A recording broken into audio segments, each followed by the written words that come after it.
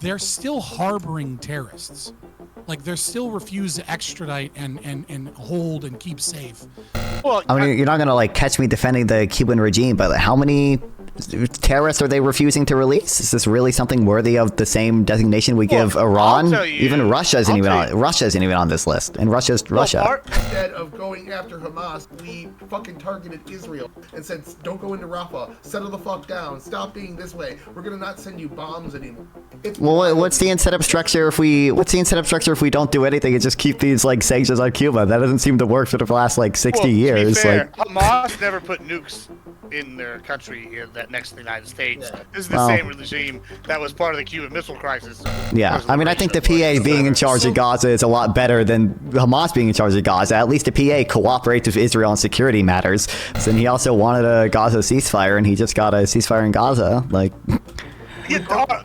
so did he though? Did he get the ceasefire in Gaza? It took him a long fucking time, and it just miraculously occurred a couple days before Trump comes in. Like, yeah. Also, after Hezbollah has been destroyed and the regime in Syria has been overthrown, you don't think those are probably big factors? What are the concessions that Trump got from North Korea? Trump was the first, wasn't he the first president to cross into the demilitarized Yeah, and he did nothing. He got nothing for it, Pentuple. What do you mean? He got nothing. You're saying Trump did nothing. He was the first president to cross a demilitarized zone. You're just gonna stick What did he get from it, Pentuple? Was there any agreement that came out of it all? North Korea paused missile tests for like a month, and a month later they started doing missile testing with Japan again. If you want to see more content like this, I would really appreciate you liking and subscribing. It really helps with the algorithm. And make sure to check out the Discord and other social links in the description. All right, on that note, welcome to Give Me a Break, a special edition. I was going to name an emergency meeting, but I'm not Andrew Tate, and I actually get pussy sometimes. So we're going to stick with the normal name, and we're going to move on without having to pay for it. That may be the key information I include in that statement. Moving on, we are here to talk about the Biden delisting of Cuba for sanctions. I guess his decision-making was due to the recent riots and protests in Cuba, and they're saying they're dying, and he betrayed all of us Hispanics here in America by doing this. And we have a great, fantastic group of panelists here to talk about it. Let's go start with Average Debate Enjoyer. Tell us who you are, where you're at, and then what your thoughts are. Tyler, Average Debate Enjoyer, Twitter, YouTube. Like a lot of things with the Biden administration, we're withdrawing troops from Afghanistan, bringing in people to come fill the void of those who left the workforce from COVID, and now this, and several other things. I like a lot of the intent of the Biden administration. The execution tends to be either poorly done or finding some stupid means of doing it, or in this case, on the last few minutes right out the door when you know it's going to get reversed. It's all just kind of bad tactical maneuvers for policy I kind of like. All right. Fantastic. Also, fair warning, I might be a little more involved in this panel than normal on the moderating side. We all have similar kind of views. FabianLiberty. Yeah, so I'm actually kind of similar to Tyler here. Not in that I think I like fucking Biden's. I knew it. About anything, but so obviously Cuba sucks. Cuba's a horrible fucking piece of shit country. It's one of those shithole countries that Trump loved to talk about. And you know, Cuba has a lot of crimes that they haven't answered for. That being said, I kind of take a weird approach here when it comes to sanctions. And it's a very selfish and weird approach here, which is one of the things that I hate when I'm debating communists all of the fucking time is that every single economic failure of Cuba is the fault of sanctions and then fault of embargoes. And like, there's a part of me that really just wants to let Cuba not face that so that we can point and be like, hey, your people are starving now, like when they weren't before, and the hospitals that you show in pictures are, only for government employees because the rest of your people get no health care, and people make like $2 a week in funds and they can't afford to eat with that. And that's not our fault. That's communism's fault. The idea that we're going to like get rid of saying that they're a sponsor of state terror is like just like, I think it's an additional slap in the face, right? Like they are a communist nation. They do engage in this behavior, and it's not a necessary element to this, right? And on top of that, doing it right at the end of like a few days before the presidency really pulls out any meaning behind this other than this is a slap in the face at Trump, and I don't believe any of this. So it seems childish and petty. But if we can normalize trade with communist nations, I don't want to buy any of their shit, but I also don't want them to continuously blame, capitalism for the failures of fucking Cuba. So we'll be interested to see how we go into it. Thank you so much. Nonfon. Cannot believe I will say this, but I mostly agree with Fabian. I do hate that when I argue with socialists, okay, they can blame the sanctions for everything.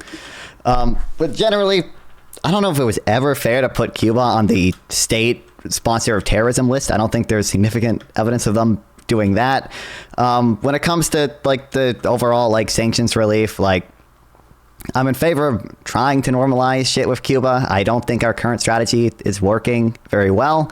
And importantly, I mean, this was done to basically reward Cuba for starting to release prisoners that they arrested back in 2021 during their like anti-government protest shit. Some prisoners have already been released. So I would lean slightly towards supporting it. I would also like to note for the audience, Pentuple, I believe, still has me muted. Oh, wait, he unmuted me. This guy will never seriously engage with me, though. Just so the audience is aware. Anyway. I wonder why he had you muted. He hates me. I didn't even realize it for a little bit. But Sure. I mean, don't Is poke that at my that. cue?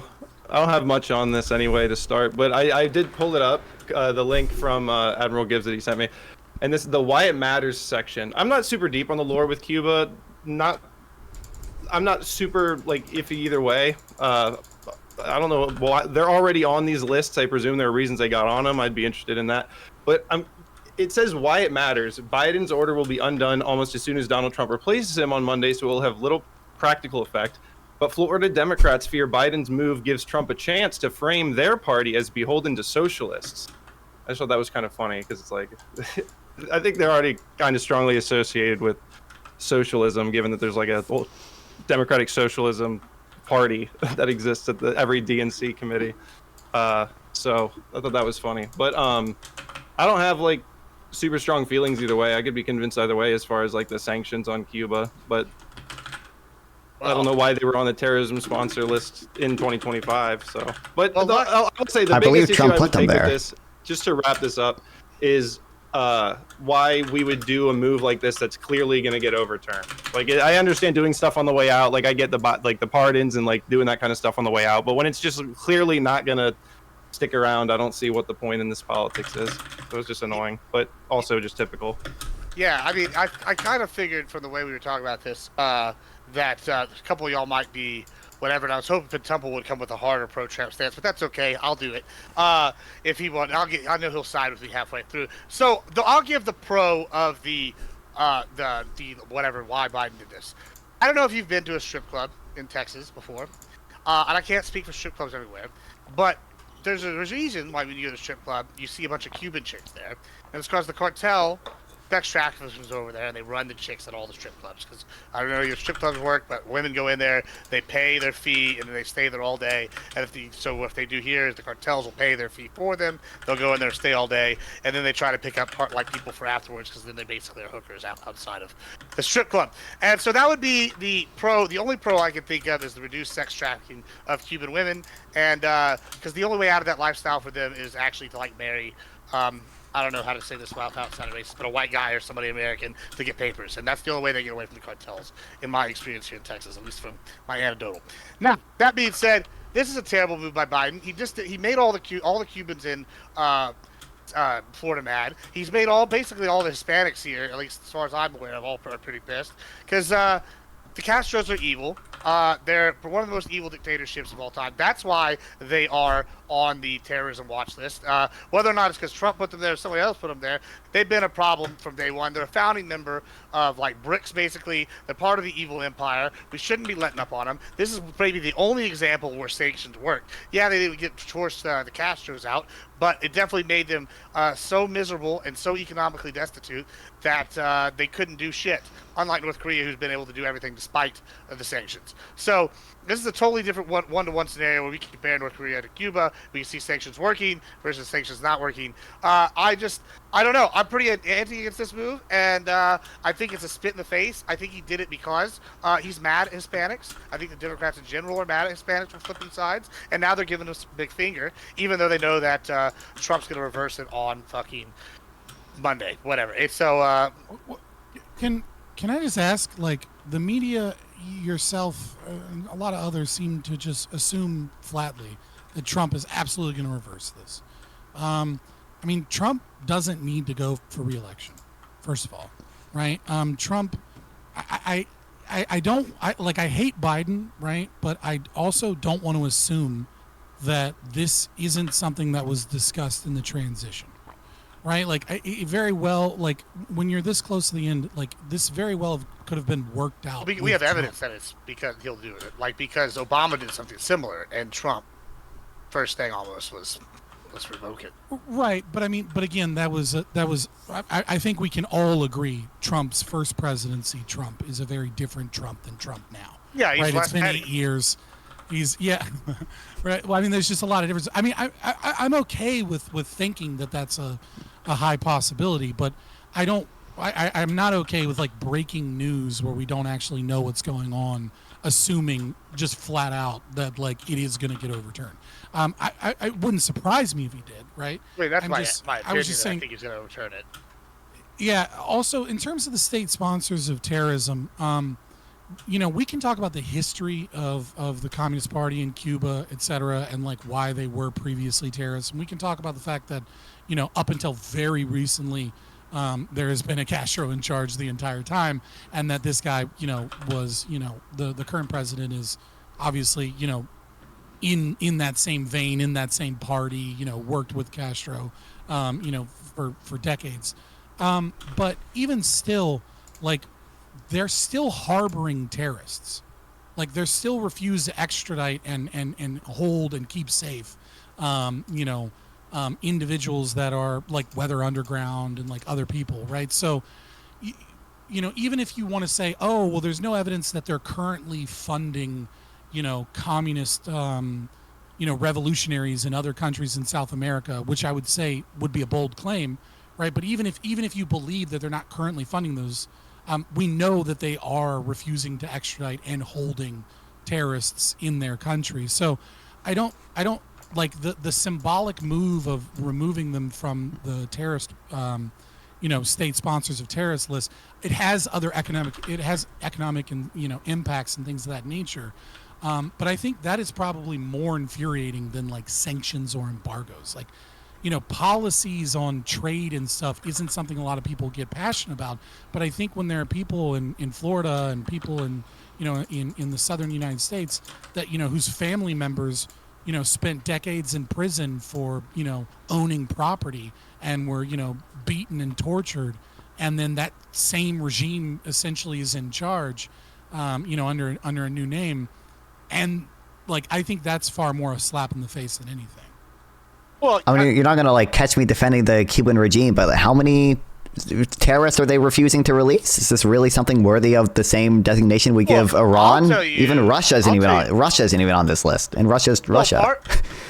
Part of it's also because of what they're doing in Venezuela. Like, I mean, like Cuba's sending troops down to be basically the muscle for what is his name, Maduro. They're sending troops in to Mexico as advisors to assist in getting rid of the cartels. Yeah, well, I'm sure that's how that's working out, right? But like, these are people that are willing to send in death squads to different countries and like keep basically, the democratic process down. I think that might be a partial reason why they're considered a terrorist group, like a terrorist state, compared to like just not turning over certain people. I mean, it's not like they're just like one thing or another. They're kind of like North Korea. They have a very good intelligence agency. They sponsor terrorism. They send death squads out.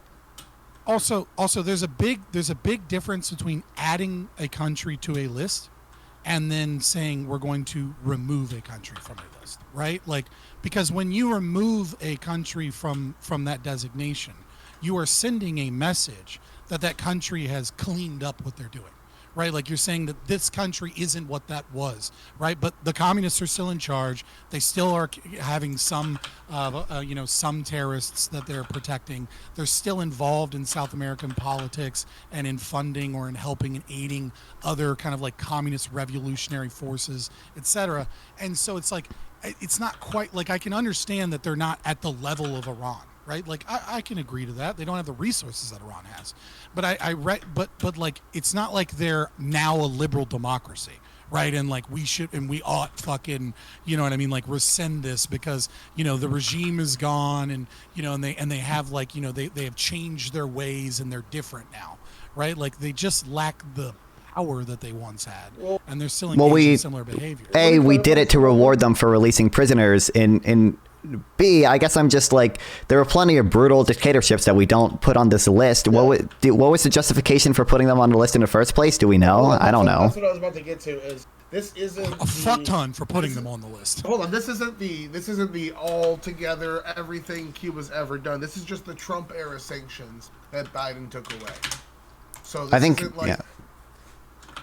And it was because of a prisoner swap. It was done in negotiations with the prisoner swap. Yeah, and the Vatican, I guess, was the negotiator as well.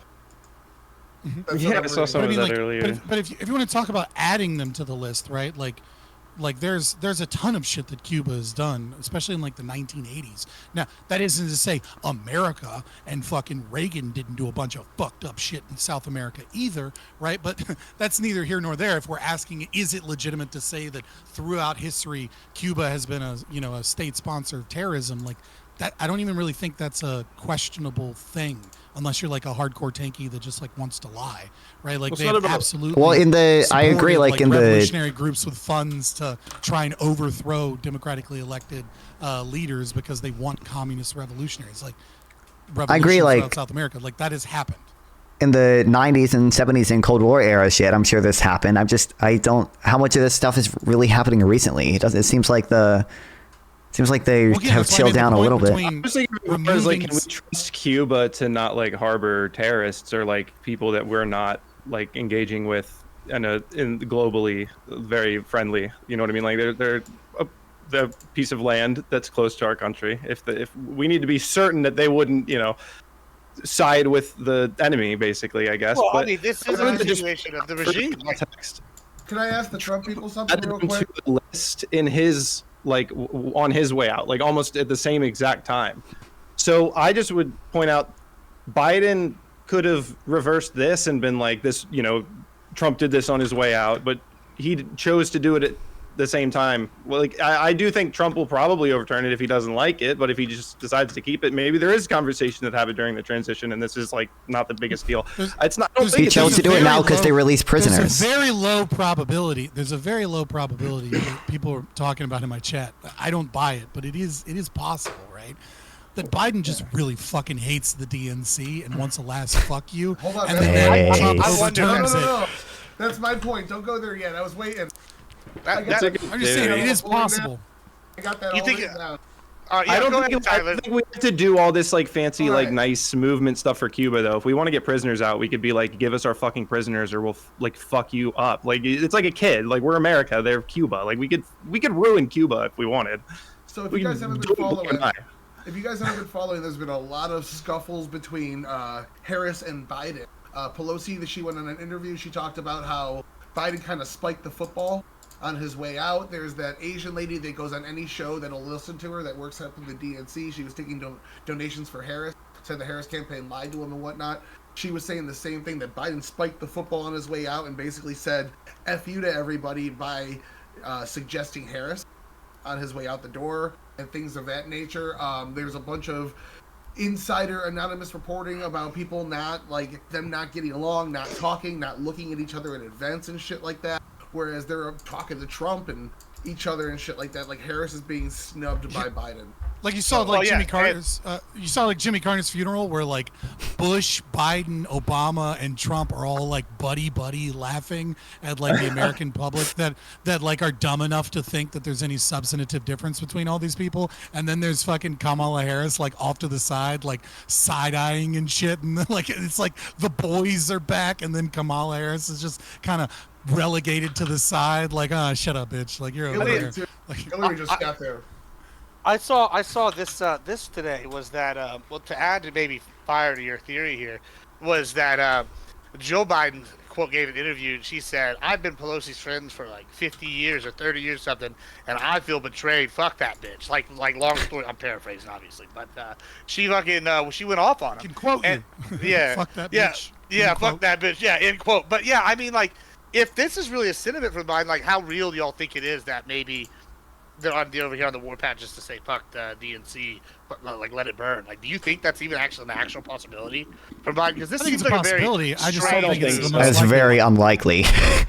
Well, I mean, because he's old. I don't think he's thinking that high. I think it's more of just like, these people force me out, threaten me with the 25th Amendment, according to Seymour Hersh's reporting.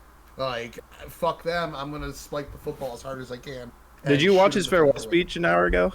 No, I didn't check that. I've been watching Marco Rubio in the Senate today. He said like all the classic, like boring, dumb, talking point stuff. But I do think like, I don't know, like people think like, oh, he said the garbage thing to like help Trump. I do think he could have done more to help Kamala, and maybe you could argue that he didn't help her enough. But I don't know that he's like gone the other way to actually try to hurt the Democrats. But at the same time, the Democrats shot themselves in the foot by picking someone who was so clearly incapable of like keeping it together for more than like, I don't know, however long those drugs wear off. But do we not think it's possible that like Biden just wanted to do this because he apparently likes helping prisoners? That's I mean, the most likely. Unfortunately, we're just having a little fun with the speculation, but you're probably right. Did any of you guys know that we had 553 prisoners in Cuba? No, it wasn't U.S. people. It was just people arrested for the 2021 protest, and they said that they would release people arrested on like political charges. Cuban J6ers. Yeah, exactly, the Cuban J6ers. Yeah, but it wasn't even. They were like, my understanding is they were just protesting. It wasn't even like violent. So. Well, so I actually have two minds. Either A, this is A, it's to burn the Democratic Party really bad. Like, this is a very weird political move to me. Like, because one, I don't see why you would do this. Like, because I guess like Fabian, you said, we don't really know what Trump will do. But as far as reading the tea leaves has gone, it's really, I gotta say, it's getting so scary how accurate I have been every time about like Trump. Like, people were like talking about the no war thing. I never even said the no war thing. I've been talking about expansionism, and all of a sudden Trump's even here echoing the line, 51st state, Greenland, Panama. And I'm like, hey, these are all things I'm for, and it's like, okay, cool. I kind of think this is the thing where he will like, be like, look at what Biden did. And like, it really does like line them up with the socialists. Like, because A, Venezuela, they're Cuba's besties with Venezuela, Maduro. That's like their go-to guy. And B, we know they have death squads there. And C, like, I don't know. It just feels like he's setting it up to be another dunk for Trump almost. Like, why did Biden do this unless it's to fuck the Democrats over? Like, or did he actually think this is a real move? I can't understand the logic. I mean, if you think if Biden thinks this is a good thing and he thinks Trump's going to undo it, then like you're forcing Trump's hand and like doing a bad thing, right? Like, I don't know if Biden thought this would be a PR win, or if he just genuinely wants to like help the prisoners out or whatever. But like, if he does think it would be a PR win, he probably thinks it'd be a PR lose for Trump if Trump undid it. Why didn't he just undo it at the beginning of his presidency? Because Cuba wasn't releasing prisoners. Cuba wasn't releasing prisoners. So I could see like certain things getting like, if I was to guess what Trump was going to do, right? Putting on my thinking cap. In my mind, I think that at least some of these actions are just kind of crazy, right? Like, reducing some sanctions is one thing, right? Repealing the act that allows people in America to sue companies that are American companies that have assets in America for the utilization of like stolen property that was seized during the revolution is genuinely like a slap in the face to liberty and to people that were harmed, right? So like, if Trump doesn't repeal that, then foreign investors, being us, right, can go into Cuba and can utilize stolen property, and there will be Cuban citizens that, you know, immigrated to America, and other companies will be using their property that was stolen from them, and those companies don't have to pay those people living in America. They get to just utilize with Cuba this stolen property and like get rich, I guess, or like, you know, you like get rich as like a foreign investor. Like, to me, that's wild. Like, it's not a super I don't know how many people that would actually affect, right? Like how big that is, but symbolically it's really big. And so I just don't understand, like, symbolically it is saying if you're someone that escaped Cuba and your family was a property owner during the revolution and you had all your property and your businesses stolen, and now you're here and you had to start over again, right? We're going to let American companies come in, use your stolen property, and you can't say any, like, and they get to get rich off of the property that was stolen off of you, and we're not going to do anything about it. Just keep being a middle class poor wagey, you dumb fuck. Like, I don't think it's significant in terms of like economic impact. Like, I just don't think, I mean, maybe I'm wrong, but I don't have the data to support this, but it just doesn't seem like something that has a huge positive impact on Cuba or America economically to get rid of that. It sounds like just a big fuck you to anyone that's Cuban, that is a capitalist, that whose family was destroyed by these communists and like the current regime that's still in charge. So, it's very strange. There's no way this law is used that often. Yeah, but what he's talking about can be addressed. That's what I'm saying. It's purely symbolic. It's like, why would you do that? We would have to bring Cuba into the fold and then start a civil process of reimbursing people from Cuba's purse for the goods that they lost. If it's a bigger company, like with Venezuela, when they took over oil companies, we know the monetary cost of that. They should have to reimburse it to that company. And if we can, it's going to be hard to prove for a lot of people because they just left all their possessions behind. But so yeah, I'm all for dropping this, bringing them into the fold. What I'm worried about is the incentive structure of this bill. Like, if you just take a look at the steps that happened, Cuba jailed a bunch of its own people. And what did the U.S. do? Reward them with a better fucking trade deal in order to get them to release their own citizens. The incentive structure it builds is be a dictator, and the U.S. is going to give you free shit. And that's the part I don't like. Well, only if you do something good. Only if you release them. Like... Well, that's why jail them in the first place? Right, but they had to do the bad Well, I agree. Cuba's a right? dictatorship. They shouldn't jail them in the first place. But I also think it's fine to set up incentives for dictators to be less bad. Like, that's probably a net benefit. Like, absolutely, it's just. Well, this comes down to the philosophy. Do you negotiate with terrorists? You would negotiate with terrorists. I mean, in some cases, I'm sure. State-sponsored terrorists. True. Accurate. Hold on, Pentuple. All right, so we're gonna do that. Then we're gonna have to. Then we have to debate the second big thing that happened today, because Biden's claiming victory for the ceasefire. So is Trump, and Trump is claiming that what's his name? Wolfkin? Is that his name? Wolfkin went to Hamas and Israel and negotiated with Israel. Well, Hamas is a terrorist organization, so like we can't play. We gotta be consistency check here. I would argue that would be worse to go to Hamas and deal with them than it would be to deal with the Cubans. Wouldn't you agree, Pentuple? Yeah, I mean, Hamas is worse than Cuba.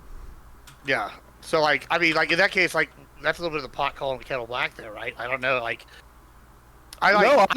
wasn't taking a position. I was just saying that's sort of like the debate that was being had between Tyler and Nonfon. It was like, do you encourage Cuba by saying, okay, like anytime you just lock up your own people, we'll come and give you a little package deal of whatever you need from us? Like, there is an issue with that approach. I'm not saying there's never a time where you can be like, hey, we want to negotiate the release of people, but you certainly do have to address this incentive structure, which is a point Tyler made. I'm just echoing his point. I'm not even adding anything here. I mean, well, okay. One, do you think Trump shouldn't claim credit for the? Why do you like terrorists and Hamas, Tyler? First off, Pentuple is my East Side boy. Thanks for having my back, dog. Secondly, the reason why I would prefer Hamas over Cuba is because we've been trying to work with Cuba for decades and they're on our fucking doorstep and we still haven't found a way to do that. But with Hamas, they're currently just engaged as of today in a ceasefire deal with Israel. They're going to be returning 35, 36, I think it is, somewhere in the 30s of hostages. And if the ceasefire holds up for 2 weeks after that, hostages include dead bodies in this case, because they have 140. 4 of them are U.S. citizens that we know are still alive. Did you know U.S. citizens are still being held by Hamas? They don't get mentioned it up much at all. So like that's again speaking to the incentive structure of we got speaking of the kidnapped U.S. citizens, and instead of going after Hamas, we fucking targeted Israel and said, don't go into Rafah, settle the fuck down, stop being this way, we're gonna not send you bombs anymore. Well, what's the incentive structure if we don't do anything and just keep these like sanctions on Cuba? That doesn't seem to work for the last like 60 years. To be fair, Hamas never put nukes in their country that next to the United States. Yeah. This is the same regime that was part of the Cuban Missile Crisis. So like, I don't know. Like on one hand, I think Hamas is worse. On the other hand, I also think Cuba's worse. What about ISIS? Yeah, ISIS. Is Hamas like ISIS? Here's what I was going to say. This is an interesting analogy because we put the PLA, basically, by making this deal, the PLA is now in charge. I've seen the PLA is sending their little hunting squads out into, Gaza to go hunt down the remaining members of Hamas and try, like, there's a couple other groups. And I'm like, so we basically took the Mexican cartel, because the PLA is basically a cartel, and gave them power over basically Al-Qaeda, an Al-Qaeda equivalent. I don't know that this is like a better solution that we've done over there, but either way, they're not like what was scary about ISIS is they're like a quasi-government about to become like a legitimized government. Cuba's already a legitimate government. They have access to resources these other like groups don't. Like that's the inherent danger about Cuba that I think that is different compared to like Hamas and ISIS and is Hamas more like Cuba or more like ISIS? More like ISIS. Yeah, more like ISIS. PLA is more like the cartels. I don't know. And the other one's kind of now. Wait, what do you, PLA? Do you mean PLO? I think it's PLO, right? Or PA? Palestinian Liberation Army? There's the Palestinian Liberation Organization, and in that is the PA, the Palestinian Authority, and that's what actually controls the West Bank. The PA, yeah. Yeah, I mean, I think the PA being in charge of Gaza is a lot better than Hamas being in charge of Gaza. At least the PA cooperates with Israel on security matters. But I mean, what? Sorry. Yeah, they cooperate more. Wait, what did you say, Tyler? Sure. They were responsible for the first and second intifada, so that wouldn't say that. Yeah, but I mean, even since then they've gotten better, right? But I mean, I don't like the PLO much either. But I guess I just like I don't think our current strategy has worked. I'm not like opposed to like quote unquote negotiating with terrorists so long as we only do so when they do like good things such as releasing prisoners. I mean, I think Biden tried to do this with Venezuela as well. Biden said, we'll give you relief on like oil sanctions if you have competitive elections. And then Venezuela didn't have competitive elections. And guess what? We put the oil sanctions back up. Like, I'm fine with like trying out this strategy on other like. So it's a little bit, I think there's an element of nuance that you have to talk about when we're talking about prisoner exchange and release, right?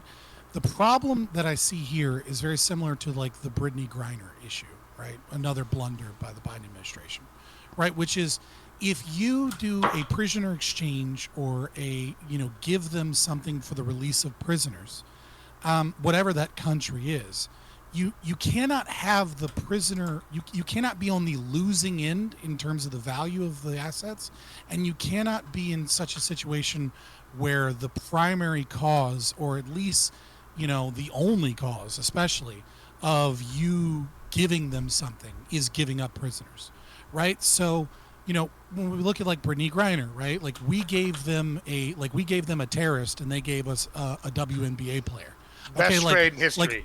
And so like that was arrested for like bringing a little bit of weed in an airport, right? That creates a corrupt incentive structure because it says, oh, if you arrest one of our if you arrest the guy that goes into Africa to be a sponsor of terrorism and sell weapons to people, the Merchant of Death was his nickname, right? We can just arrest a random bitch at the airport and you'll give us our terrorists back. Similarly with this, like, you can't have them just release prisoners that they themselves captured and be like, good job, guys, you did a good thing, so we'll do economic sanctions. Like, no, like, hey, we're glad you did that, so we're willing to come and talk with you now because you did a good thing, so we'll get rid of some sanctions, but you got to pull your fucking forces out of Venezuela, and you got to, and the CIA is already looked at your fucking accounts, and here's where you're funding. Right, that's what I'm saying. Like that's So what why are you you in favor? Why are you tacitly in favor of this then? Like the delisting. Like I know, like okay, if it's because I'm your not philosophy. tacitly in favor of the delisting. What I said is Okay, yeah, so I'm a little I was in confused, some way I said I'm some way in favor of getting rid of sanctions. But I don't think we should just randomly get rid of sanctions. I think we should get something for it if we're going to do it.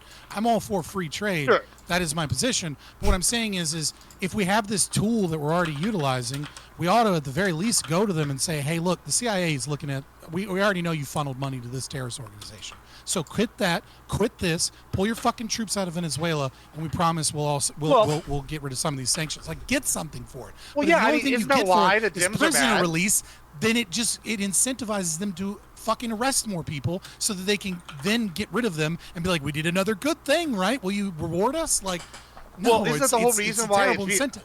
Well, I know that's the major reason I'm criticizing it in the first place and why I'm so against this. Like I get like if your argument, I think this is your argument, is you're arguing that and I'm not against like overall, if there was some sort of trade that I thought was good or some like way to do it, yeah, I'm not totally against the embargo on Cuba. Like, you know what? I want to go buy my fucking Cuban cigars, like probably more than any of y'all. So like, there's absolutely I could come to terms with like the Cuban embargo being completely lifted, etc., all the sanctions.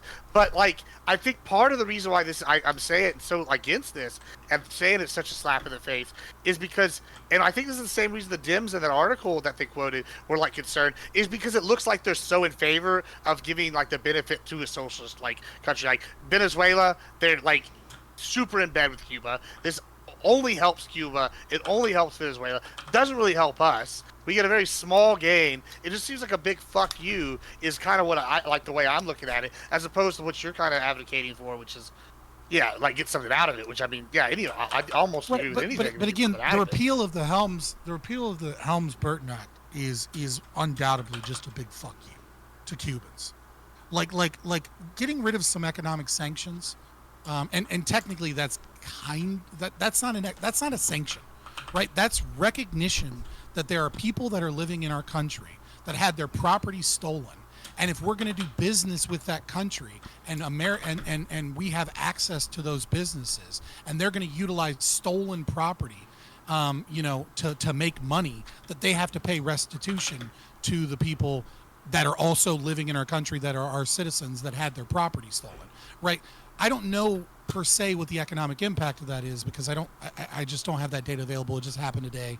I was streaming when I was like an hour away from streaming, like when you DM'd me this topic, right? But Sure. It seems like that is less like economically impactful. Maybe I'm wrong, and it is a big economic impact in terms of foreign investment and like why foreign investors won't get into the country. Maybe, but like. That to me is just a huge fuck you to Cuban people that are suffered under the yoke of oppression of communism. But yeah, I'm for free trade, right? Like, but I just want to get something for it. I want to stop commies from doing commie shit if we're gonna do it. Jump into this reparations thing real quick because I think that's a little interesting. Like, in that case, if you left your business behind and the government didn't take it from you, are you entitled to money? Or is it only if the government seized your property and redistributed it to the people are you entitled? I mean, if you ran because they were, I have a close friend, right, who's a Cuban immigrant, right, and his grandfather was, a shop owner, and because he was a shop owner and because he wasn't a party loyalist, he was thrown in gulags for 20 years, and then he came out and days after getting out of the gulags, which by the way they broke his spine in the gulags, beating and torturing him, and then he was back in a few days later, right? So if you ran away from your country, seeing that happen, and then Cuba seized your assets after you ran, like, I don't know, man, I feel like that was threat or coercion when they were doing that to people. Like, I don't think you actively had to have your property seized and then hop on a boat, or a fucking floatable object to get over here to qualify for that. Like, if the Cuban government owns your shit that was yours and now some other company uses it, you ought to fucking get restitution. It's also definitely one of those countries where like people just disappear like one day. Like I few friends, and they're just like, one time Jaime didn't show up to work, and and then no one ever saw him again. Like, that's definitely one of those things. Like, yeah, you might not even tacitly know, but when your cousin Bob goes missing, cousin Sally goes missing. Oh, now Uncle George is missing. Grandma just got in a crazy car accident. Like, you kind of go, oh, you know what? I think it's time to hop in the water jugs and get to fucking Miami. Like, it's I just you also have a I permanent don't know. stain. That's, Like this is a very interesting thing that is like, it's not necessarily unique only to Cuba, but it's fairly unique, right? Which is that family members, descendants of property owners, are barred from, having any of the good government jobs or businesses in that country. So you don't even have to have your property stolen from you. You can just be related to someone that was a business owner, and you have less legal rights, and you have no capacity to like start any type of business or get any type of government contracts or use any state fees or hold any office, and your children can't either, right? So it's like very much the way that the American chattel slavery changed the way slavery was done, because it was passed on to their children. The taint of being essentially a kulak is passed on to the Cubans for just being related or being a descendant of someone that owned property. Like it's horrible, right? So like anybody that runs from there, more power to them, and fuck Cuba. But like at the same time, like I said, I was being somewhat cheeky, right? The embargo isn't economically helping us. It's not helping the citizens in Cuba in any way. And the only thing it's doing is giving communism, the excuse that the CIA is the reason that fucking communism fails every time, instead of just recognizing that communism is a failure. We're not getting anything out of it. So if we're going to lift it, we ought to get something out of it, right? Because they need it more than we do. But like ultimately we should, because it's just punishing people without any real good cause. Well, again, the sanctions are still there. These are just the Trump sanctions Yeah. they're removing. So, Isn't this what we literally what we did? Like we removed some sanctions in exchange for them like being a little bit nicer in releasing prisoners? Trump didn't put new sanctions up, right? He reestablished old sanctions. Yeah. So Obama got rid of some sanctions, and then Trump put them back in place, right? So it's not quite the same as like Trump was like, and by the way, fuck Cuba. Like, we're just gonna put in some new sanctions. It was like, no, Obama, you didn't fucking get anything out of this, and they're still commies, and they're still doing this evil shit, and they're still keeping underground. And I know your fucking mentor, was a part of that terrorist organization, and you love him so much, but I don't fucking like him, and I don't like fucking Cuba, so I'm putting the sanctions back. Now, you can agree or disagree with that policy. I don't agree with the reinstatement of the sanctions, but I think if we're going to get rid of them, we should get something substantive out of it, as opposed to just rewards for prisoner release from the prisoners you locked up. It's just an incentive to make Cuba worse. I agree. I don't think if there's like a pattern of Cuba arresting people and then like releasing them when we constantly give them rewards to do so, like that would probably be a negative there. That pattern starts? Well, sure, but couldn't this also, Trump is going to become president. I doubt Trump's going to do this. Couldn't this also, like, hey, signal to Cuba, like, hey, maybe we can actually have some, like, further, like, more peaceful negotiations? Like... Yeah, but, like, is that, like, something that we should want with Cuba? Do we want, like, I don't know, like, if we get something good for if they stop being, like, genuinely evil to some extent, yeah. Not that we care about states being evil that much. So, hold on.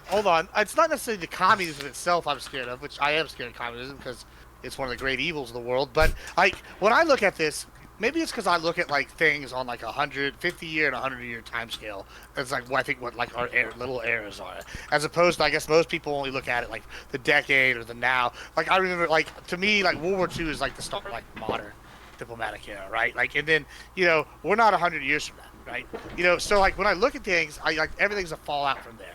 Like you can see problems in Afghanistan coming back all the way to World War II. You can feel like yada yada yada. So when I'm sitting here, yeah, Cuba is one of these evil fucking countries, bro. They're a problem. They put nukes on our fucking shore and we're pointing them at us, saying we're gonna get you. Like this is the same people that like Che Guevara was going around during the revolution, putting death camps together, shooting squads, leading execution groups. I mean, like, I see them as one of the biggest problems because it's like in one way that they are different. They are the same as North Korea just by virtue of existing. The longer they stay around, like the more they're able to like become a problem, like at some point. And like I don't know, I just see this as a like Obama didn't get anything from it when he did it. Trump reestablished this. This is like a fuck you to the Cuban community. I don't understand the strategy. Like, do y'all see any strategy in this? Like, I can't see one way this is a good thing, other than I guess prisoner release, which is not that high on my. Well, what's the strategy of just sanctioning them to death do? I mean, first of all, I think Cuba's really only, I don't know, gotten better, like, ever since the Cold War ended. I mean, maybe they still fund death squads in Venezuela, but, like, they're not pointing missiles at us anymore. Well, it's just because Russia's not put the missiles there yet. You don't think they'd do it now if Russia was like, hey, we want to put nukes there? The problem is that, like, look, Cuba had the capacity to keep its people from starving for up until COVID. Like, up until COVID, with the inflation that hit from COVID has devastated the Cuban economy. And that's a major reason for many of those, those protests is not so much that they're mad about inflation, but that, it's hard to keep starving people from protesting, right? Like, you start, and because the market is completely unable to balance this, right? Like, the Cuba has cut in the past, since COVID, like twice they've had to cut the rations for food that they're sending to people, and people that work, jobs, with inflation, like they work for like a week to be able to afford like a loaf of bread and like a glass of milk, right? Like that's kind of the economic reality of like how much they're taxed and how much money they can actually make. And so Cuba is in a very, very precarious position where they desperately need to get rid of some of these economic sanctions. Like they deeply need this if they're going to keep their people fed, which is, to a degree, it's evil that America, kind of like lets this happen. But at the same time, how else do you force them to be so uncomfortable they overthrow the government? Right. Well, ultimately, right, like the people that is responsible is the communists in Cuba, right? It's not America saying we're not going to do business with you. Now, I'm when I say it's evil, I mean it's evil that other businesses don't have are stopped by America from doing business with whomever they want. But in terms of like the ultimate kind of evil here, if you could say one is more evil than the other, if you would like to even make that claim, Cuba is obviously far more responsible, and so what he is doing, as far as I can tell, is so bad on so many levels. Biden, I mean, because now, maybe Trump reinstates them and then goes back to the negotiating table. I don't know, right? But they're desperate. They're desperate to come to the table, and we could have gotten a lot more than what they were already fucking doing. Like we could have really strong-armed them. Because like if these sanctions stay, the protests continue. Like the protests continue, and we get a revolution, and we get a democratic Cuba, right? Like that is a very realistic scenario that if these economic sanctions continue, but at the same time it paints us as the bad guy by keeping them up. And so, there's no guarantee that we don't just get a different type of socialists or communists in charge. And so, now is a perfect time for negotiations with Cuba to relieve the pressure of economic sanctions, but like not getting anything for it and doing it as a lame duck and everything. It honestly just seems like Biden is just doing whatever he can as a last fuck you and doesn't care who it pisses off. Nonfon, let me give you just a couple, this is more just a 101 thing to kind of answer your question as well. You kind of asked what we get out of this. So there's two foreign policies for each party. One of them is the GOP, is the lead through strength, lead through fear. We can't have a communist party, high-functioning state right at our back door that's allied with our adversaries. It would, national security-wise, it would open us up in so many ways that we just do not allow. That's why we keep those sanctions there, to keep us safe. Democrats, on the other hand, they do something similar to China's New Silk Road Initiative. Well, they'll go into Cuba, for instance. They'll give them things. They'll make concessions. They'll do what Republicans in the smear job call the apology tour. Go and apologize for America being too in everybody's faces on the world stage, and use that like they did with Syria, Iran, and Cuba in some instances. They try to work with these countries to advance them, to influence them to our side. And it has worked in the past. It's kind of what Nixon envisioned with China, when he started removing sanctions from China and they started slowly shifting to capitalism. It's just China's an example of how it doesn't work, and it leads to a geopolitical adversary being high functioning. Luckily, they're on the other side of the world. We don't want that in Cuba. It's not worth the risk in the GOP's eyes to try this foreign policy with them, because if it goes wrong, then we have bad guys right at our doorstep. I don't think Cuba's ever going to be as big a threat as China or anything. I mean, I don't know. I guess I can make sense, but I guess I would imagine like trying to normalize things with Cuba. I mean, I understand you might dispute that's a good goal or whatever. Probably has to start with a step like this where you reward them for releasing prisoners and remove them from like the harshest sanction thing and get rid of the state sponsor of terrorism list. I would imagine that's what Biden is trying to do. I think it's probably worthwhile to try to normalize relations with Cuba as long as we get good concessions out of them. Maybe we didn't get good enough concessions out of China. Well, certainly we didn't, because they're our main geopolitical adversary. But I also don't think Cuba's ever going to be as big a threat as China, considering Cuba's a lot smaller. So actually, that's a great place to take this, right? Right. So like Fabian has just kind of talked about, one potential outcome, and you've talked about just now that you like what you think a better outcome would be, Nonfon, with like, hey, if we're gonna normalize relations, it's got to start somewhere, right? And a lot of times I would agree. However, maybe because I'm a dick, I don't know, but I actually think Fabian's proposed evil solution is much better and much more in line. Like, and I might even go a little step further because I am a dick, and it's real simple. Like, hey, we're gonna have them starve. Like, that's the point of the sanctions, is for people to be uncomfortable to the point that they want to revolutionize, right? Like, that's what they're for. Then they revolutionize. And this is how we answer the second part of Fabian's problem, how do we know we don't get a more Cuban communist guy in there? We put our own guy in there, and we use we use this as a pretense to go in there and invade, and then set up either our new Cuban whatever, or we just take him over and keep him for ourselves. Either one of these I'm okay with, but like hypothetically, like on the more neo-colonial or neo-imperialist side, or Pax Americana in the traditional sense, we just put our own guy in there, right? And I see that maybe I can understand the argument, that's messy, people will die, but sometimes I feel like going in there and doing maybe the hard thing first is the better long-term solution. Because if we do what you're proposing, there's no guarantee that the extra capitalism will ever make them not be communist, evil dictatorship, right? It just might empower them, even if we normalize them. So, like, it's kind of like we can hope that we get them more to our side by economic ties, but I don't know. That didn't seem to work with China, right? They're just as bad as they've always been. And so, like, I feel like maybe it's time to just go in there, do the hard thing, and rip the Band-Aid off. And, like, this is the best time we've ever had to do it. And, Biden wants to throw away this chance, here at the end. And it just seems like a fuck you. I mean, do you disagree, Nonfon, that that's, like, the better option, or, like, keeping these people in power? I mean, I would guess that military action against Cuba is probably not the best idea. I don't, I'm not convinced it would work super well. Even long term, like I don't think that like the. What if they do it themselves and we support somebody? Give them How about this? Not the whole United States, just Texas and Florida. Yeah, I think just maybe. I mean, I don't know. Didn't we have our own guy in Cuba before, and he got overthrown by the communists? Didn't we have Baptista in there before? Wasn't that our guy? Like, didn't the same thing happen in Nicaragua too? Didn't we have a government in Nicaragua that was overthrown by the Sandinistas? Well, yeah, but I feel like this is the cool thing about history, right? Is that they have had time to experience that history, and nobody in any of these countries has had a good time with fucking communism. So, I mean, like, I feel like, there's the selling point right there. Like, we can't even feed our own people. Maybe it's time to try democracy, and then we support our own people. I feel like they're going to be much more.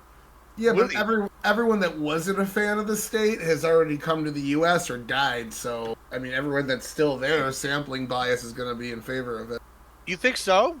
Maybe. I mean, disproportionately. No way. If they could freely travel and had the funds, we can rule out the prisoners. But they can't. You know what I mean? Like you. So like the other thing to.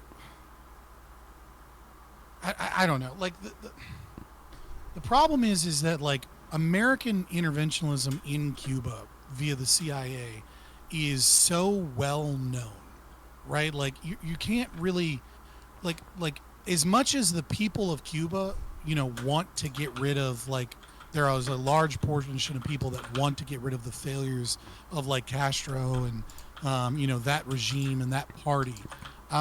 It's not like they want to be a fucking client state of the United States either, right? Like if the Cuban people were given true free choice, they would just have like a democratic socialist government with communist leanings, right? Like these people don't want fucking a Starbucks on every corner from some American corporation shit. I mean, like it was like a couple years ago that like Well, it's the because they have better CIA coffee created- already. Right, the true. But like it was just a few years ago that the CIA was involved in creating a Twitter alternative in Cuba, with the express goal of getting Cubans on Twitter so that they can then use the algorithm to force feed them revolutionary messages so that they would hopefully like try and have a civil war and violently overthrow the regime. And so it's like these people don't trust America in any way, shape, or form. Some of them do, obviously, like any large population is, right? So like the concept of like regime change, or that like or even that capitalism and like freeing sanctions is going to have like some pro-American or pro-liberty kind of mindset change here is like is silly, right? Like we have 70 years of bad faith with these people. Right, Well, generations of like America is the problem. I think the way you fix that is tourism, like that. Because if you see, I'll give you an example. I've gone all over Latin America, and the places that have the areas that have a lot of tourists, they quickly decide, hey, these people bringing some money in. Maybe we want some of what they got, and then you notice the tourist traps become, almost like basically. Basically Western or American towns. Like you see them, you'll go in there and you'll see a fucking McDonald's, you'll see the Burger King, you'll see like, I don't know, usually it's like, what's the fucking frog? Senor Frogs first, and then Margaritaville, and then it's like a chain, and you have like, it kind of just expands into the rest of it. That's the way you get them, and I think that with them being so close, and Havana being just like the tourist spot for decades, I feel like that would be the way to get him if we were going to get him like through capitalism, but I just don't see that happening as long as the Castro. That is a significant difference between after guy. I mean that's a significant difference between a strategy that obviously failed with China and us is it's a lot cheaper to get a flight to Havana than it is Beijing, and they're a much smaller population, so they're a lot easier to sway with those kind of economic interests than China, specifically culturally, right? Like when you bring in tourist areas, like that has a much larger significance. Like I don't disagree that there are ways that we can influence Cuba over to our side, right? But like what I mean to say is that our intervention, along with sanctions, right, have created a narrative in the Cuban people for generations, which is that the CIA and that America, along with heavy propaganda from Castro and multiple assassination attempts, et cetera, right, that like America is an enemy to the Cuban people. And obviously, yes, there are plenty of people that don't buy that have family in America, that know that they can escape and get to America, right? But there's a large and significant portion of people that have no trust that like United Fruit Company is going to come in and not do them dirty, right? Like, and so like, we do need to relieve economic sanctions. But like, again, over and over again, we have to get something for it. And like patting them on the back for, releasing their own people that they captured, for fighting for freedom, and then giving them just a laundry list of positives on a lame duck presidency a few days before is just like it's like the motherload of bad ways to do this, I guess. Like motherload of bad ideas in one package. I mean, yeah, I kind of have to agree with Tyler here, which is that like the Biden administration, in terms of foreign policy, always in these last 4 years has managed to do the right thing in the worst possible fucking way every time. Like it has been the greatest failure. The Biden administration has been one of the worst failures in foreign policy in terms of execution of their goals in all of American history, Like, you can definitely claim that other people were worse because they had bad goals. But, like, Biden seems to, like, want to get out of Afghanistan, want to get out of the Middle East and involved in certain, presumably, right? You know, wants to keep certain, you know, relations, wants to protect Taiwan, you know, wants to relieve economic sanctions, you know, like, all of these things I think are probably good ways. And in every step of the way, the execution has been a dismal fucking failure. I mean, like, what do they do for Taiwan? Fucking be like, we'll bomb people, maybe, we don't know. Like, he gave him like, $17 billion, and he also wanted a Gaza ceasefire, and he just got a ceasefire in Gaza. Like, I mean, like, so did he though? Did he get the ceasefire in Gaza? It took him a long fucking time, and it just miraculously occurred a couple days before Trump comes in. Like, yeah. Also, after Hezbollah has been destroyed and the regime in Syria has been overthrown, you don't think those are probably big factors? Wait, say it again? Yeah, also, after the Hezbollah has been fucking destroyed and the regime in Syria has been overthrown, you don't think those are probably bigger factors than Trump getting elected, really? I mean, we didn't have not in this timetable. No, absolutely bullshit. Not in this timetable. If this would have happened 2 months ago, yeah, sure. But you're talking about days before Trump. We wouldn't have this.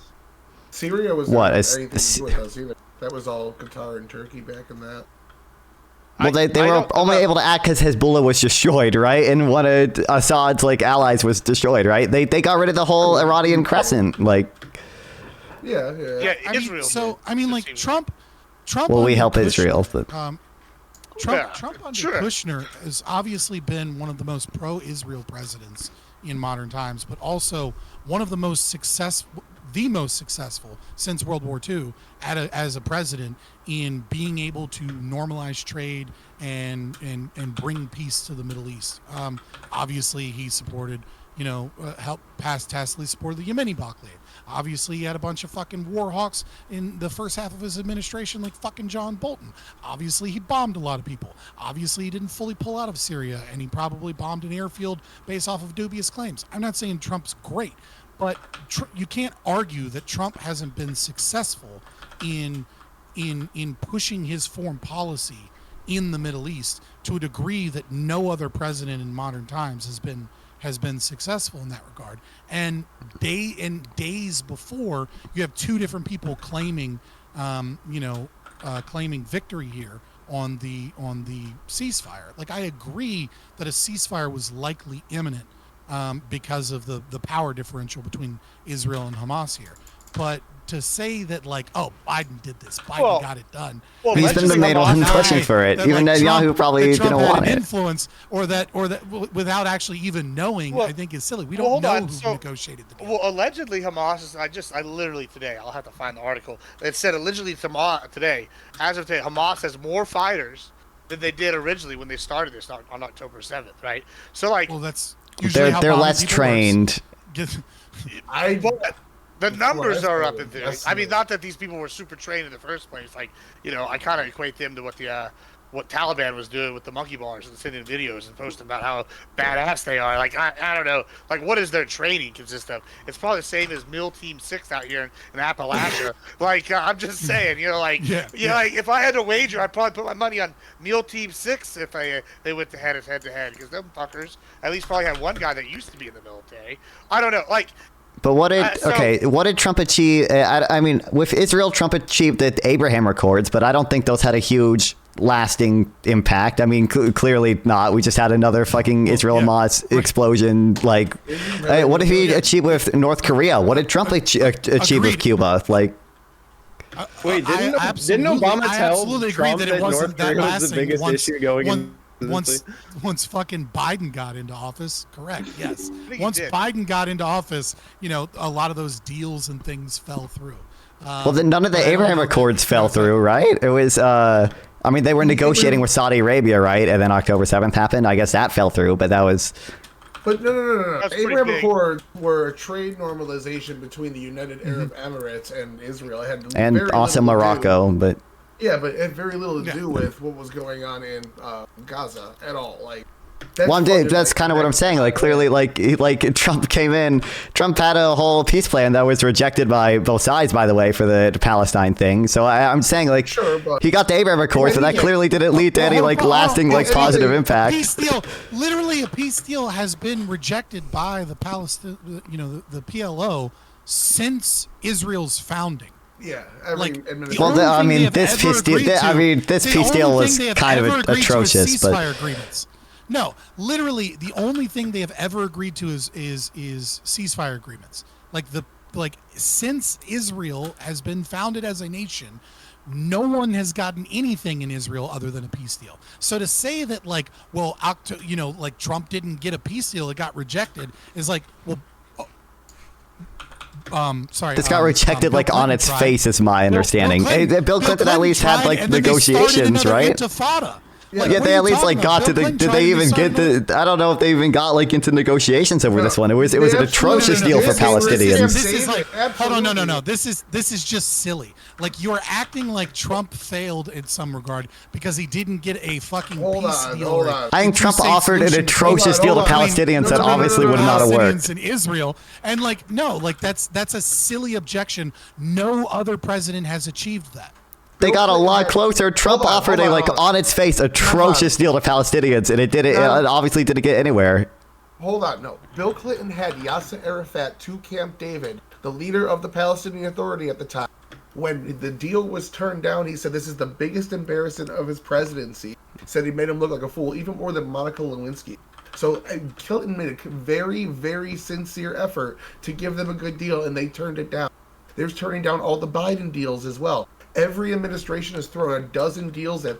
I think they've had 90 thrown at them since the inception of Israel, and they've turned down every one. To attack just one administration, it's not. Every single person's been turned down, no matter who you are. Yeah, first of all, I don't know why we think I'm. I don't know why you think I'm a pro-Palestinian here now. I get shit all the time for my Hasbro, but I guess I don't know why you think that we think that, because no one even mentioned that. Seems like you're distracting from the fact that you're losing a dumb point you made. Real. The deal that Trump offered was atrocious on its face and obviously would have never gotten anywhere. At least other presidents actually negotiated shit. I'm saying that Trump clearly didn't achieve any of his goals when it came to Israel-Palestine, or at least not any big ones. He got the Abraham Accords, which was nice for Israel or whatever. He didn't do anything with North Korea. To my knowledge, he didn't do anything with Cuba. And the thing he did with Israel clearly didn't have any lasting impact. It's not. Well, it's occurring. No, the argument. Let me reiterate, because you're doing a tactic where you're trying to run away from the arguments and the claims, and you're trying to obfuscate with a bunch of bullshit because you're a weaselly little piece of shit. So let me reiterate the argument that you ran from, right? Which is that you made the claim that Biden got this deal, and that this was all Biden, and that this is a success of Biden. And what I said is, we don't really know who had the most impact on this. Yes, Biden has been presumably working on some type of peace deal in this regard for a long time, since October 7th, right? But what I said is that Trump is claiming that his team had part in the negotiations. There's a whole narrative thing about them telling, oh, but it's it's Sabbat or whatever, and then them saying I don't give a fuck, I don't believe in that, we're getting a deal knocked out. Okay, and so you have two entities that are claiming that they're the primary reason that this deal went through. And I said that clearly Trump, who was very successful and who was the incoming president in a few days, wasn't in the fucking dark on this deal and had some significant impact on this deal. And that you saying that it had nothing to do with him and that it only has to do with Israel fucking up Hezbollah, and that it's all Biden's victory and Biden claims the win here, is a silly fucking thing to say. And now we're in the weeds about what were Trump's successes in North Korea. Fuck off and just stand by the fact. Wait, what were they though? I'll tell you what they were. Obama told Trump when he came in that North Korea was the biggest foreign interest threat, and by the time Trump left, nobody was talking about North Korea. What are the concessions that Trump got from North Korea? Trump was the first, wasn't he the first president to cross into the demilitarized Yeah, and he did nothing. He got nothing for it, Pentuple. What do you mean? He got nothing. You're saying Trump did nothing. He was the first president to cross a demilitarized zone. You're just going to stick What did he get from it, Pentuple? Was there any agreement that came out of it all? North Korea paused missile tests for a month, and a month later they started doing missile testing with Japan again.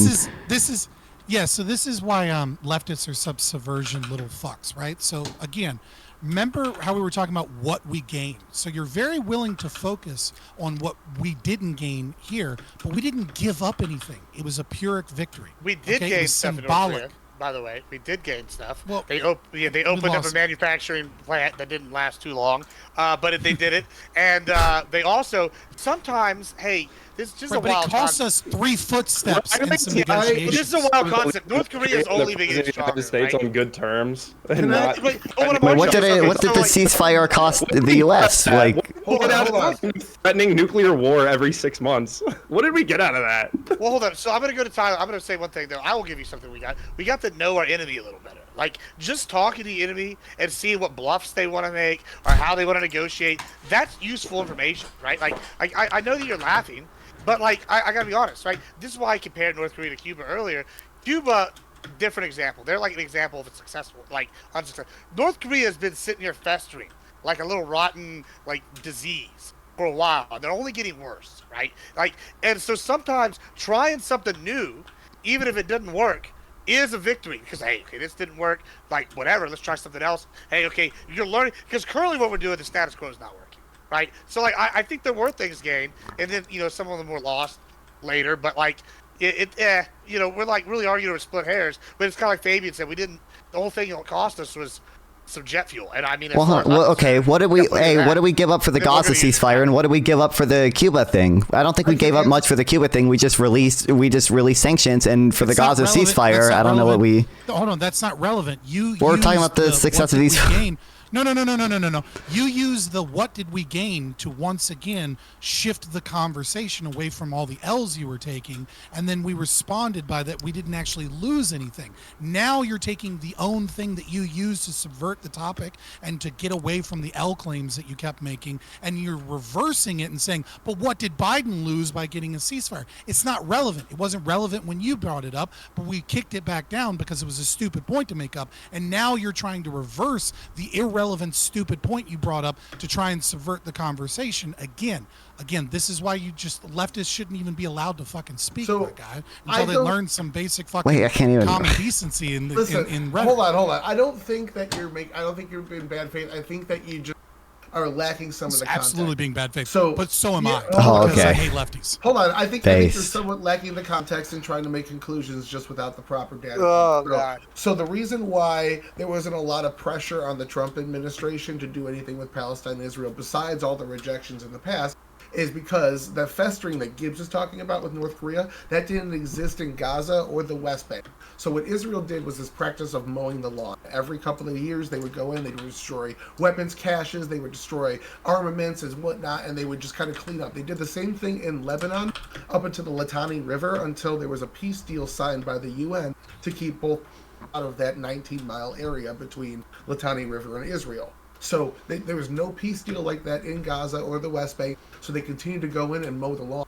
So nobody thought that these were relevant threats that needed to be taken care of. It was a big criticism after October 7th of Bibi Netanyahu because the security was so lax on Israel, because nobody thought that this was going to happen.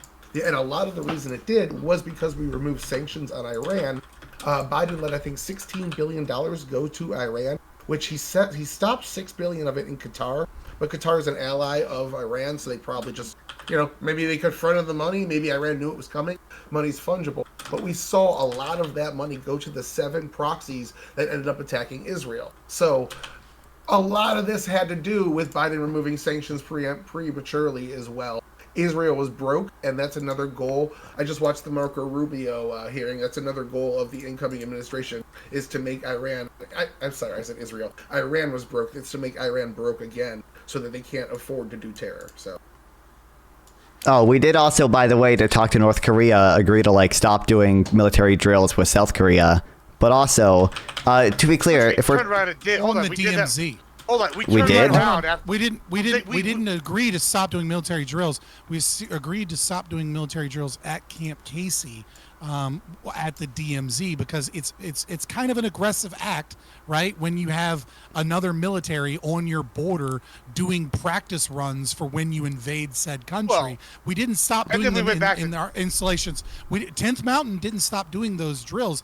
They just stopped doing them near Camp Casey. They do them near Seoul, right? So it's just a movement of that practice Well, to say, and now like, we hey, do them again. it's a So we did give up it's another something. symbolic thing. Oh, hold on. It's symbolic.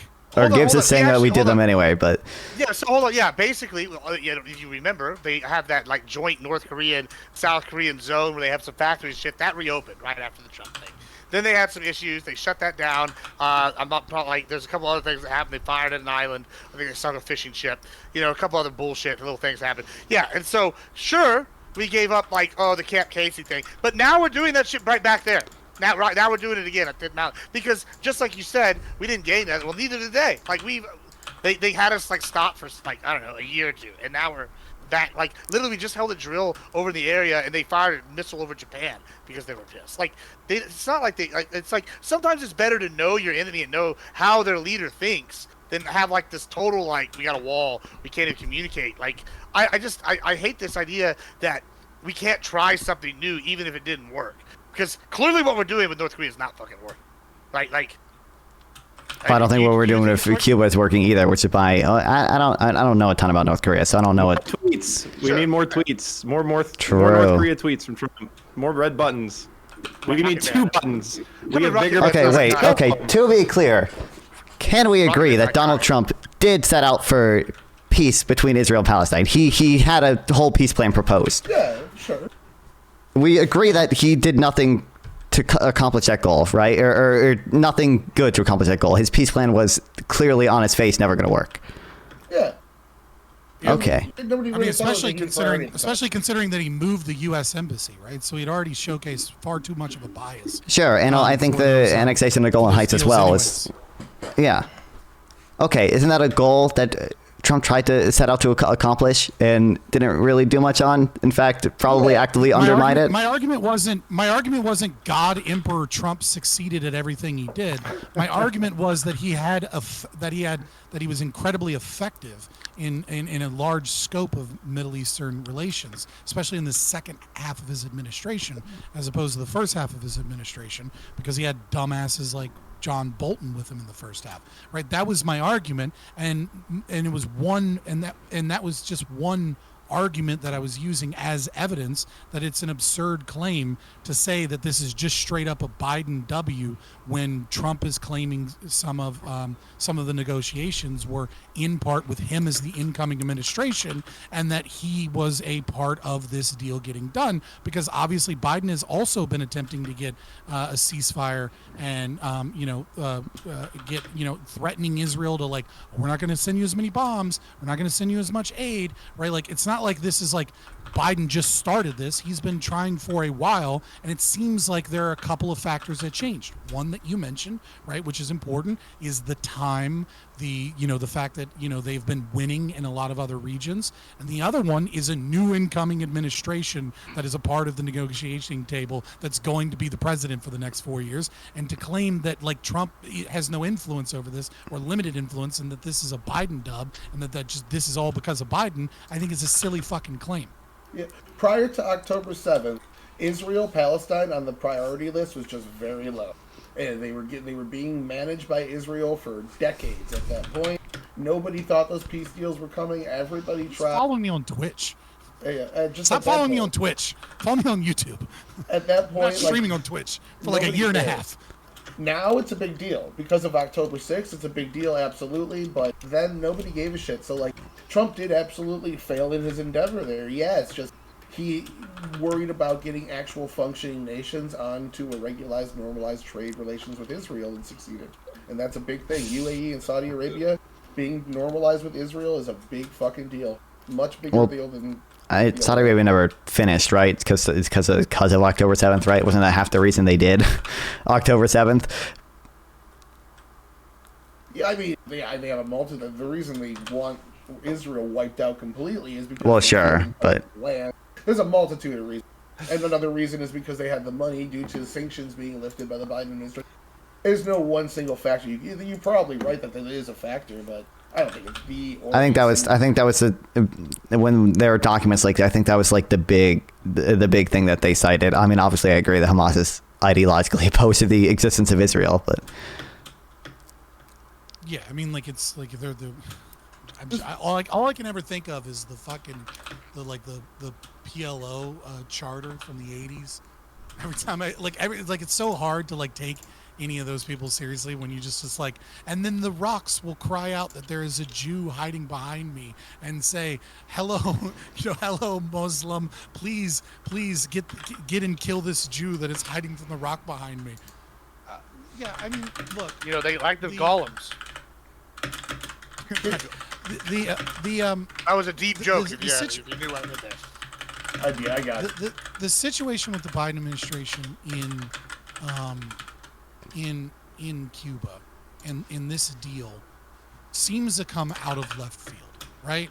I think when we look at the Israel kind of situation, it's very obvious that that the Biden administration, even if you say it's a back burner thing, I don't know that I agree with that, but even if you were to claim that it's a back burner kind of like agenda policy, this has been something that has been a goal of the administration for a while.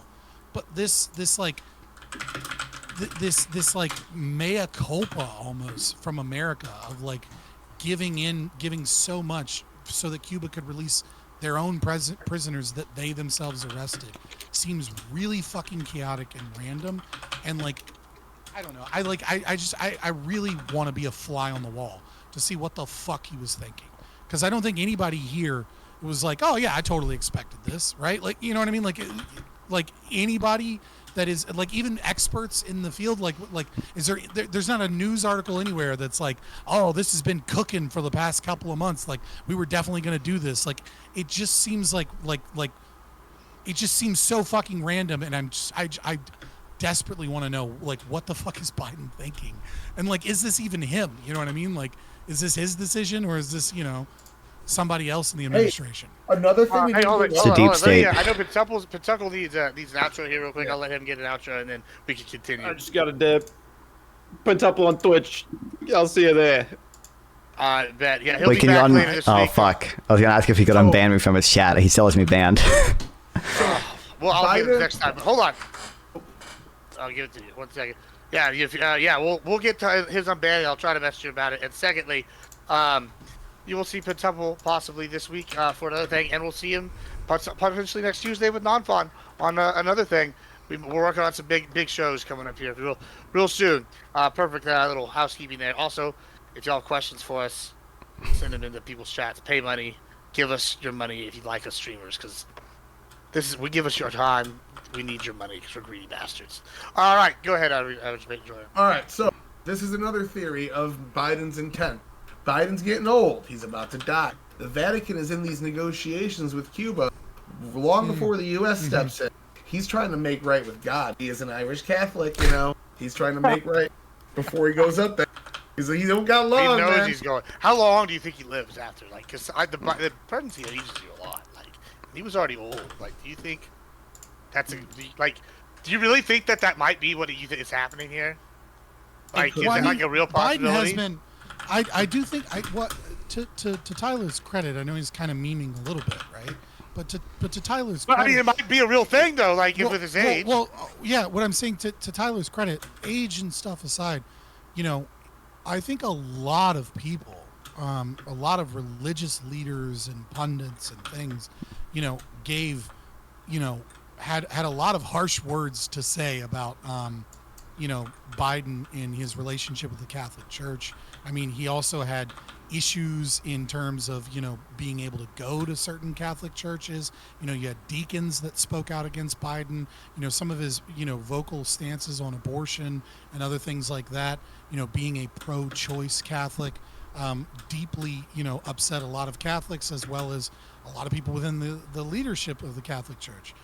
So, I mean, it wouldn't be that shocking, not necessarily that he's trying to get right with God so much as like maybe this is an untalked about pet project of his, right? Like where he feels some need to have some involvement with this because the Catholic Church is involved. And so it kind of comes out of left field for us because it's not of big strategic importance or success for America. In fact, it was probably just all around bad for our image, how weird and crazy this deal was. But for him as a Catholic, maybe not so much. You know what I mean? Like, I don't know. I mean, I'm pretty sure it was suggested that one of the reasons he was pardoning death penalty people was also because of his religion. Like, it's not like impossible, but yeah, I don't. What do you mean? It's not impossible. What Tyler's putting forward? Yeah, he's just doing this for religious purposes. Yeah. I don't know, I mean, I know big motivation for a lot of people. You know? Yeah, I mean, I know we're memeing like a little bit, right? But it's the reason why like memes are funny. Like, and this is something like I know when people get mad, like when somebody thinks they're doing a total meme topic, like in these debates, but they have a kernel of truth to it, right? Like, this is kind of why like they're not funny unless they're somewhat true.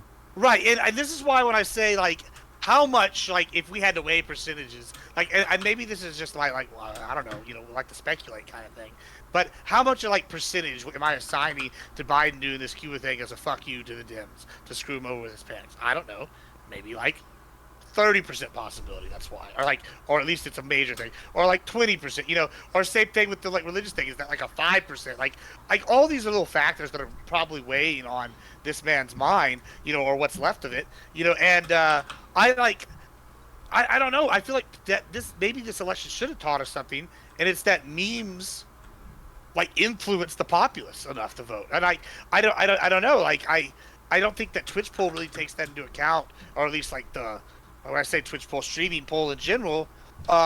It's kind of like I'll say sometimes these memeing things like what Tyler's kind of putting that right there, and I think they might have a real role in this, and people are like, no, just like won't accept that logic at all. Like, do y'all think that there's any like y'all accept there's any possibility that this actually could be reasons why he's doing some of this? Like, how much percentage is this? Meme.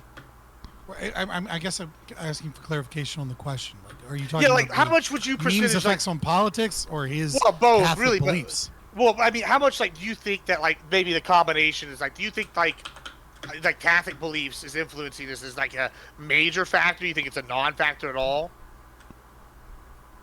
I mean, I don't think it's a non-factor, right? Right. But does that mean major factor? I don't think it's a non-factor. I think if people prescribe to certain religious beliefs, then it's obviously going to have some effect on the way that they think and the way that they behave and act, right? Obviously, the fall of religion in Western society has had significant impact on our culture, and because of that, our political system. I don't know that it's like a huge factor. The other thing too is, like, to that point, there's this weird thing that we have. I mean, it's not really that weird. It's just oh god, I can't think of the bias, the fallacy. But it's like the thing that you see in front of you.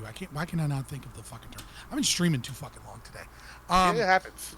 But regardless, it's there is this belief that like the American president has like way more say than what they do.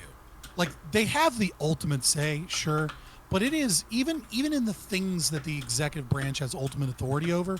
Like, I don't want to say that Biden has handlers and then he can't choose to do what he wants to do, but like, there's a lot of fucking influence, right? There's influence from fucking, are you going to get a book deal after this? Are you going to be able to retire nice and cozy?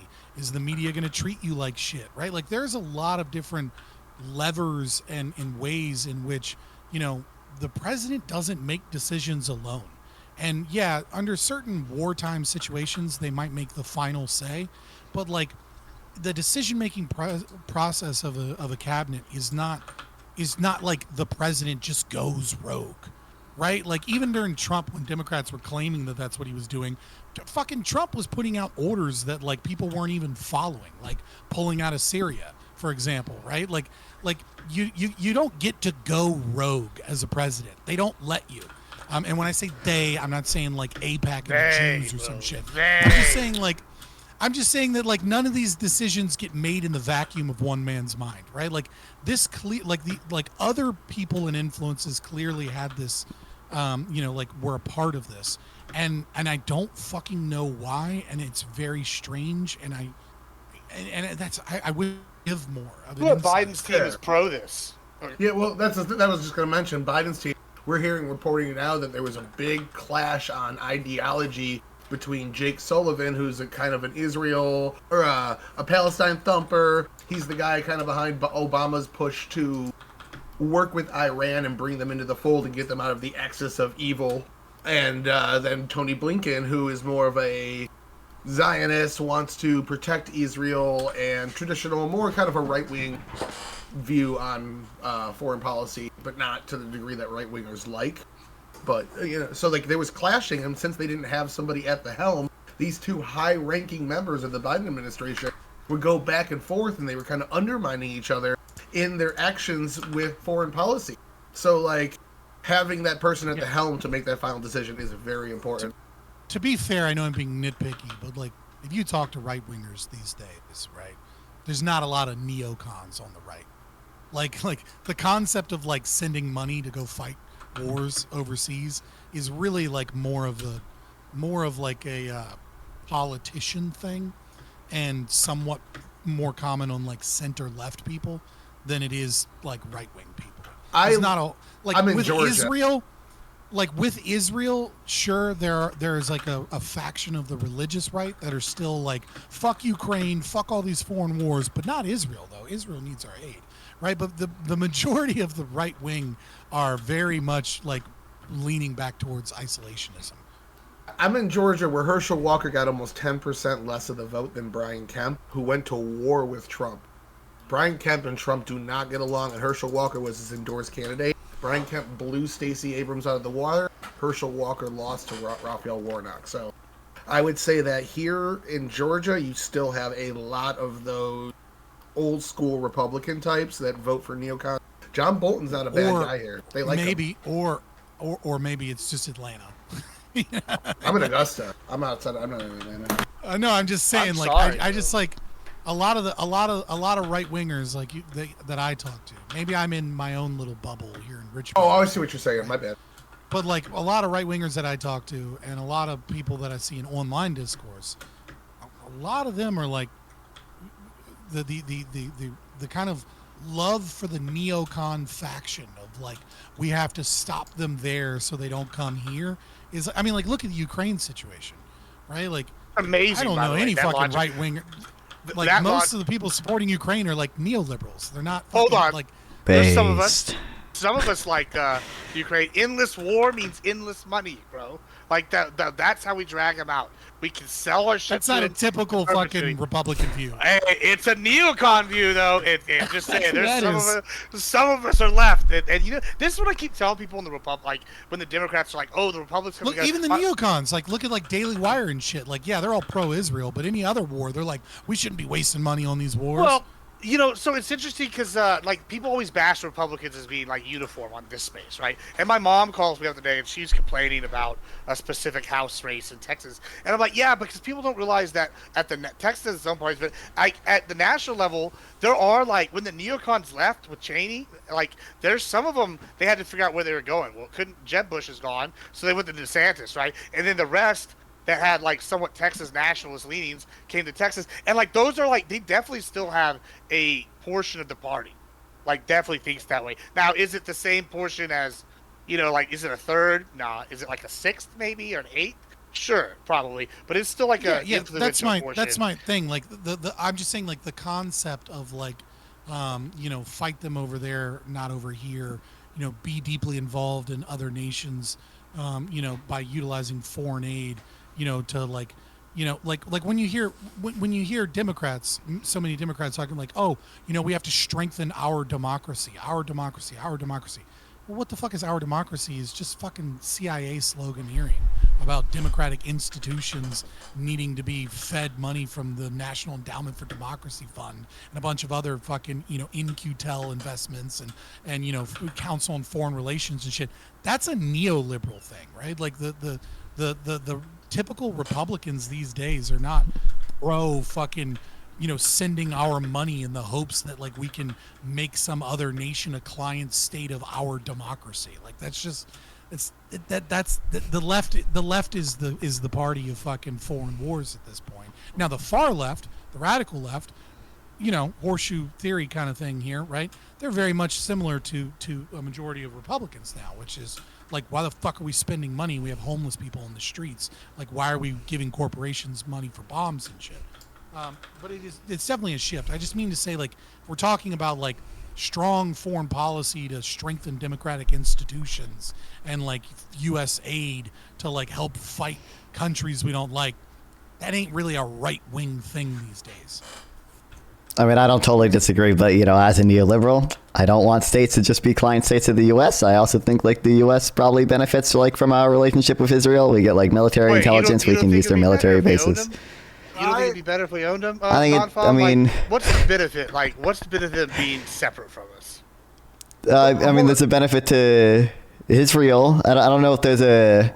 I don't know if there's a benefit. I don't know if there'd be a benefit to the U.S. if we like super hardcore coerce Israel, because I think that'd probably isolate. I think that'd make people less likely to ally with us. Essentially, I think it's fair to, give our allies independence. Like.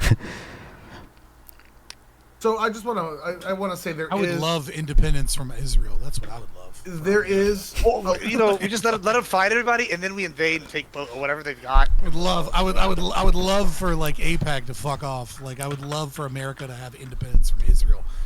Not much less Israel have independence from us. There is so there's a lot of factors at play, but I would say that there is still control of the neocon / Goldwater Republican / religious Republican leadership dominance of the party over the paleocons and the natcons. I say you see these challenges on the primary it's level. Old guard. Yeah, it's like old guard. Old guard, yeah. But on the primary level, you see the America First candidates coming in and challenging and still losing the primary to the establishment. Well, yeah, but that's incumbency advantage, right? Like name recognition, the ability to send mail for free, right? The fact that they often outspend a lot of these American First people because they get corporate donors, because corporations love war, right? Like they have a lot of fucking advantages in maintaining their position in power. I just mean to say that there's clearly been a shift. And so like to call it this is a right-wing view, I think it's less accurate to say that and more accurate to say it's like an old guard neocon view, which I agree with, right? Blinken is definitely like kind of like an old guard neocon / neoliberal, with like socially progressive ideas. Well, it's only old guard to us. If you look at the history of the Republican Party, it's kind of the neocon view is the young upcomer movement, and this is really the old guard coming back for their re-reign of power. Paleocons and netcons used to dominate for a long time. Oh, for sure. So I mean, until William F. Buckley. Yeah. Right. I mean, like William F. Buckley championed that as I got a young guy. I made the comment earlier that I look at things in 50 and 100 year increments, but the idea that we're going to be talking about fucking William H. Buckley on the show tonight did not cross my mind. I'm looking at polling though. Well, I'm just saying if you're talking about like the neoconservative movement, right? You have to bring up Buckley. Half of Republicans still support today being in Ukraine, and I feel like sometimes you just interrupt me to be like nerd. Like you don't say that. But you're basically saying that. Yeah, I mean, it's not necessarily a bad thing. It's just kind of like when I was planning tonight's content, I was like, yeah, we're gonna be talking about Buckley tonight, boys. Like, well, I mean, if we're talking about like foreign affairs and involvement and Cuba and communism and what we ought do in terms of deals and how we ought to talk to communist nations and like what our foreign policy looks like in that. You're right. I don't know, man. Like Buckley's still a funny. fucking thing that probably should be mentioned at least once. Yeah, you're not wrong. You're not wrong. It's just I don't know. It's funny to me. Maybe he was just commenting on it. Yeah. Binks is in my chat and told me, said, don't say Edmund Burke because Connor will appear like Beetlejuice. It is like Beetlejuice. But I can't believe they're like sending people like it, bro. The idea that like I don't want to get off topic here too much, but the idea that people are calling up. The fucking topic's already gone, bro. Yeah, we're so far gone. Yeah. Luckily we're close. Yeah, they're calling up, but my business is like, guys, y'all can't cancel me. All my info is public. Bro. Like Beetlejuice, bro. That's. I wouldn't even be surprised. Someone say Burkean 3 times, bro. Mm-mm-mm. Yeah, I don't know. I hate Cuba. They're fucking evil. They're bad people. Yeah, dictators are, at least, and the leadership. And I mean, I try to remember. I try to remember, right? Like when we're engaged in some form of foreign policy, right? And to separate the fact that like I can hate Cuba as a regime all day long, right? But what are we doing to Cuban people?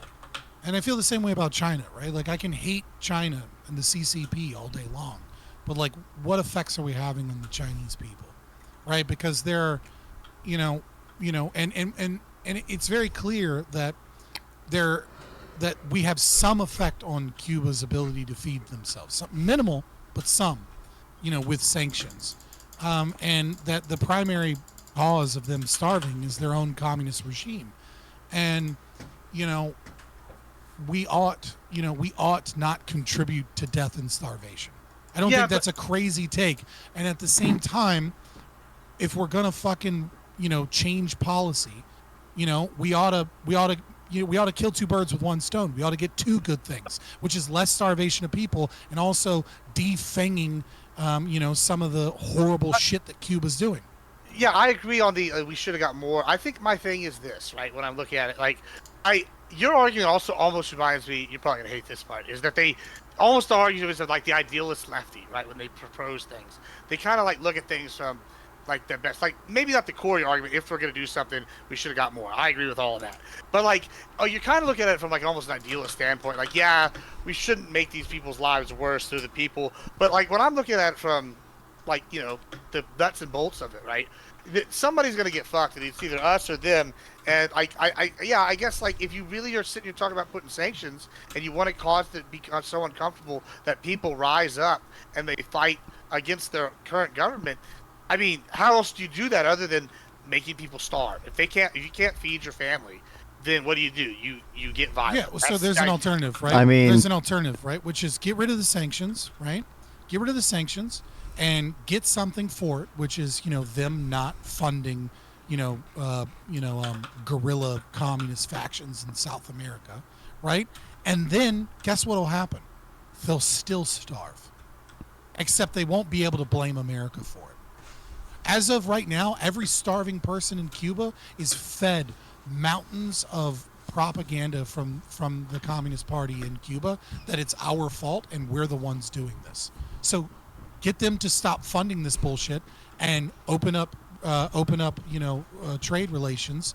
And there's still a fucking impoverished area that has a few economic exports that we might get slightly cheaper than elsewhere, but they're still going to starve because that's what fucking communism does. Except when they go, well, this is America's fault, a lot of people are going to believe it, and then a lot of other people are going to go, but didn't America get rid of all the sanctions? Yeah, but like this is kind of the thing that I have a problem with that, right? Is like when you're starting at like zero, like your life improvement difference for the average person, if they go from like 0 to like 20% better or 30% better, is going to seem just like magnitudes better than if they like are like living like your average Hispanic person in Mexico and then they move to the U.S., right? Like, oh wow, I like have everything I had in Mexico, but more, right? That versus there, it's like we weren't able to eat every day, and now we've got 3 meals a day and options like that. Like that would be like such a drastic increase. And like they would be able to use on propaganda that I don't know that I think that almost be a loss for us. Like because we need to lose more. I don't think they're actually going to be improved significantly enough, especially in the long term, by us removing sanctions. Right? I mean, like they still have trade partners, they still have resources, and part of it is that they're subsidized by other communist nations like China, right? And they get to use Big Bad America, the bully, as a reason to get subsidies. And so what will also occur to some degree is China will stop subsidizing them to a certain degree if they start doing good enough. And they won't, because they're a communist fucking nation, so they're not going to do that great, right? What they're going to see is more, because here's another thing too that we have to understand about psychology and the Gini coefficient, right? When we're talking about, poverty improvements, you're absolutely right that if you're already starting at zero and you get like a 20% increase, that seems like a big deal. But another thing that people often, the left especially, often gets wrong is that they go, well, this crime, it was caused because of poverty. And then we can look at other places that have really bad poverty, but they don't have a lot of crime. And you're like, well what's going on here? And one of the things that actually causes so many problems, so much resentment and hate, is it's not about the fact that you're poor, right? Because even when you're poor, you can find love in your family. You can find a community. You can find a lot of good things to live for. What happens, what really makes people angry is when they're poor and the people next door are wealthy. And when we normalize relations, you're going to see the government officials, hospitals do better. You're going to see the money. You're going to see the elites do better. And that shit's not going to trickle down to the poor Cuban person. And so even if it improves things in that country to a degree, I think most of that improvement is going to be seen by the wealthy in Cuba and by those that aren't being punished. And that might also just as likely cause more outrage and anger, because they're like, the sanctions are gone, we're doing better, except I'm still fucking hungry, and now these people have new cars. What the fuck is happening? Yeah. So I'm hearing a lot about Cuba, and I don't know if you see that fucking flag hanging up behind me there, but I say, taking everything into consideration, fuck them. It isn't about, really, if we can stop them from eating. They should be self-sustaining as a nation. Every nation is. The problem is our values. Do we want to trade with them? We need to run the U.S. like a 7-Eleven. No shirt, no shoes, no communism. You don't get to come here and do fucking business. If you aren't going to follow the human rights, the workers' rights of the coalition that we put out, it's a really light form of economic coercion. It's not bad at all. Just, value human rights. Don't put people in jail for protesting, and then you can trade with us. Right, but what I'm saying is, Nonfon, do you agree with that statement? Give us anything. No, I'm not convinced I'm not convinced it's a net benefit to not trade with people just because they don't respect the same level of worker regulations or whatever we have. Are you pro-slavery? I am so pro-slavery, dude. No, obviously I'm not. I wouldn't say I'm pro-slavery. No, obviously. Like I want the U.S. worker to have to compete with slaves. I don't want to have to throw out U.S. worker protections because they have to compete with slaves that get paid penny wage. I want tariffs on those places that are taking advantage of people to incentivize them to either pay their people more so to get better productivity out of them, or, they don't get any success because they flooded the market with cheap shit. No one's buying due to the tariffs. Fuck them. I mean, but the thing here is that, we're not economically benefited in any way by sanctioning Cuba. We're not gaining any economic benefits. And if we relieve those sanctions, we're probably not going to gain much in economic benefits, but we will gain something. Okay? And so what we are doing is you, the American taxpayer, are paying some level of cost. You are sacrificing some level of economic prosperity so that Cuba can be punished.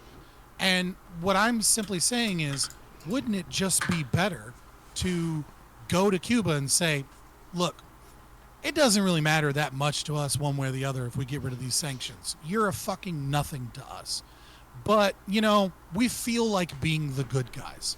So since we're feeling generous, and I can tell that inflation has fucked your country bad, here's a plan, and this plan includes getting your fucking troops out of Venezuela, getting your advisors out of Mexico, stop funneling money towards communist parties in South America, because, we're already working on Argentina with Javier Milei, and we're about to make some big changes in South America, and you're going to see a lot more freedom, motherfucker. So how about we fucking relieve those sanctions and you sign this fucking deal agreeing to these terms? Then what we gain is we gain less of them funding and fucking with South America against our interests in all these other places. Because I'm looking at Venezuela going, if we can get rid of their influence and we can have our influence in Venezuela, maybe we can get a lot more cheap oil back. I'm looking at other countries in South America that have steel, and maybe we can get better quality cheap steel that we don't have to be so dependent on China for their steel exports. I'm looking at like a long-term kind of thing here, where right now we're gaining nothing by sanctioning Cuba, and we're punishing people to a certain degree, and we're giving them the excuse that the CIA in America is the reason that they're starving, instead of their failing policies that come along with communism, right? So like I get what you're saying, that like I don't want American labor to compete with slavery.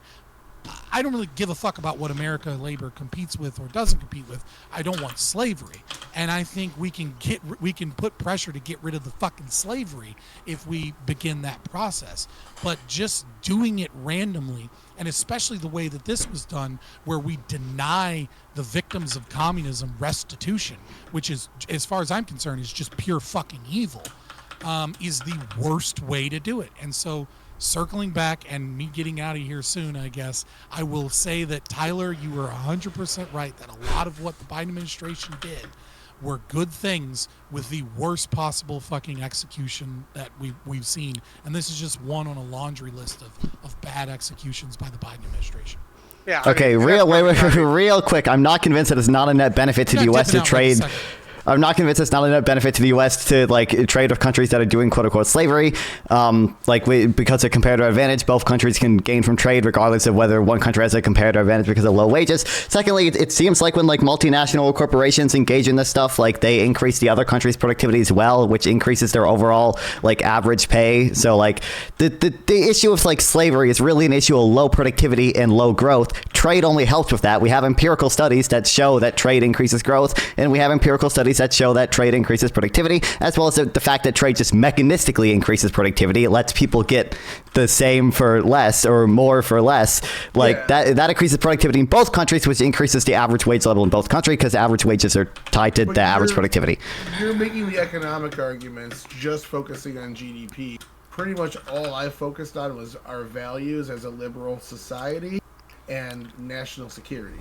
So the economic argument, you are correct. If we got rid of a lot of laws, it would probably make the economy better. But we put those laws in place because we make value judgments as a society as to what we'll tolerate as actions. And I personally don't like slavery. I don't want to endorse other nations that do slavery, and I feel as though punishing nations that do these actions is the best way to get a more immediate response out of them. Though there is some data that long term, sometimes they develop in good ways, other times they develop like China. So we have to even working conditions in China have been getting better. And also, wait, what do you mean do you mean like literal, like real actual slavery, or do you just mean like people working in sweatshops? Oh, no, I would say that literal slavery. Everyone that's a taxpayer is a slave. So real. Right? Like we're happier slaves because our material conditions are better. I'd say more to the latter, sweatshops and more worker abuse than anything. Well, on that note, let's do this since we're about that time. Let's do some closings, and if y'all want, we can talk after if y'all want. But go ahead. Why don't we start with average debate enjoyer since you were just talking there. I got a nice play of Sketty waiting for me here after this, so I got a jet. But no, yeah, I think we covered it. Beat it with the stick. I did all the research I could and covered everything I had in my notes and some. So, fuck yeah, America, we win. We already beat communism, so maybe there's a reason to open up trade with them, as we already won. But I don't know. I think it really reflects on our values to kind of say we're not gonna let this at our doorstep. All right. Nonfon. Yeah, I mean, I guess on the Cuba thing, I don't have a super high conviction take still. I think it's probably just in the long term to try to normalize relations with them. And this could potentially be like the first step in that, so long as we don't. I mean, I agree there's a potential for like a bad incentive structure here. I don't think there's that high of a chance of it being actualized, even if Biden was president, and now that Trump's president, he's probably just going to undo this. I mean, overall, I don't think Trump was super successful foreign policy wise. We talked about it. It was a bit of a 4v1 there, but I had fun. It's all good. Okay. So I don't think I had fun. Okay, I don't think he accomplished much when it came to his foreign policy goals. We didn't get much from North Korea, and I guess Gibbs said that we didn't follow through on our thing to not do drills or whatever, but we didn't really have any long-term success with Palestine, obviously. I think it's reasonable to assume that the ceasefire had more to do with Biden and Israel destroying Hezbollah and the Syrian regime falling than it did with Trump being elected. And free trade is goated. I love free trade. Issues of low productivity should be solved by raising productivity, okay? Which in turn raises wages, okay? That's how you help people out of sweatshops. You let them grow. If you like what I had to say, find me on Nonfon. There's a lot of debates on YouTube, Nonfon, with Gibbs in them, with Tyler in them, with Fabian in them. Go check it out. Yeah, and next Tuesday, we're going to be having a debate panel. Now, I think it's official. We're going to have Econo Boy and Nonfon versus Average Baby and Pentuple. So that'll be good. I'm pretty excited for Abby. She's a district level executive, or no, not district. I'm saying it wrong. She's a high level executive, basically, for a massive company, and she's got some opinions. So she also is a very mean bitch. So I'm pretty excited for her. Pretty excited for that. It'll be good. A good Tuesday. And go ahead, Fabian. Yeah, I am FabianLiberty. You can find me on X or YouTube. Yes, I have other socials. Somebody followed me on Twitch during this. I haven't streamed on Twitch in like 2 years. I had to get away from Twitch because Twitch just kind of sucks. I mean, it doesn't suck that bad if you're a lefty, but it definitely sucks if you're not. Right? Like, we're converting them, Fabian. We're converting them. Slowly but yeah, surely. I tried for a while. I was talking about COVID, and then I was talking about like trans issues and shit, and I just knew the writing was on the wall to get banned. And then I wouldn't be allowed to go into any of these programs. So I was just like, fuck it. I'll go to YouTube. If I get banned on YouTube, I'll just like go to Rumble, but I can still be here. But anyways, yeah, so find me, FabianLiberty there. I don't feel the need to reiterate my positions or my arguments in any way, shape, or form. I feel like I said everything and defeated everybody and got compromised in the places that were good. And, I love spreading libertarianism and libertarian philosophy. So you can check me out there if you want to see more of that. Yeah, fantastic. Well, thanks for being here. And in closing, I guess little updates for the rest of the week. We got tomorrow 8:30. We're going to be doing Give Me a Break on nuclear versus renewable energies. It's some new info. It should be a good show. Nice. And then Friday, we're going to be doing it's going to be more of a discussion and less a debate, because I feel like it's always a debate. Sometimes just to have a combo is good too. And then on Friday, we're going to have the semifinal round of the DCS Debate Championship Series between iCal and fucking Lactoid. It'll be good. I couldn't think of his name. Don't call him fucking Lactoid. Maybe call him fucking Lactoid. I don't know. But yeah, so it's gonna be good. It's gonna be exciting. iCal is the last non-libertarian in the debate. So the DCS is just going to be libertarian versus libertarian at the end. I'm not saying that I'm pulling for anybody, but it'll be much easier for me if one side wins. But I don't have any. I don't have any bias really. So, but. Anyway, yeah, it'll be good. I'm pretty excited, and then we can move to the seasonal format. But I look forward to seeing Lactoid as my debate opponent in the DCS finals. You say that, but iCal is like a multi-time state champion debate coach. So like, he's pretty also fucking quick. He's good. He's just too nice. So it depends on how the judging gets done. Yeah, and we got surprises for the judging. As always. There you go. Good. So, if you want to swing it towards one side or the other, you got to pick somebody that likes niceties. Yeah, that's the other thing. And then, like I said, we'll probably have a surprise for the finals. Some of y'all may or may not know, but it's going to be very good, very good. But all right, yeah, that's all we got today. I think I'm going to move on to some React content and watch the news and try to learn how to put together these 40K minis. It's going to be quite an adventure, chat. Once again, thanks for all y'all for having me. Or not having me, for y'all coming on and everything. Peace. Till next time, y'all. Y'all be good.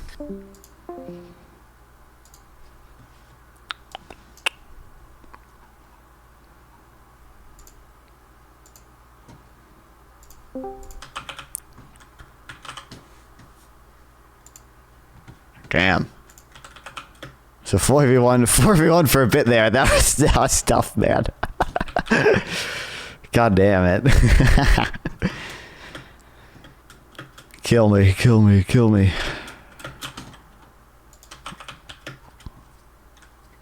Sample not here. I assumed he would hop in and yell at me for not cutting people off more when I was in my 4v1.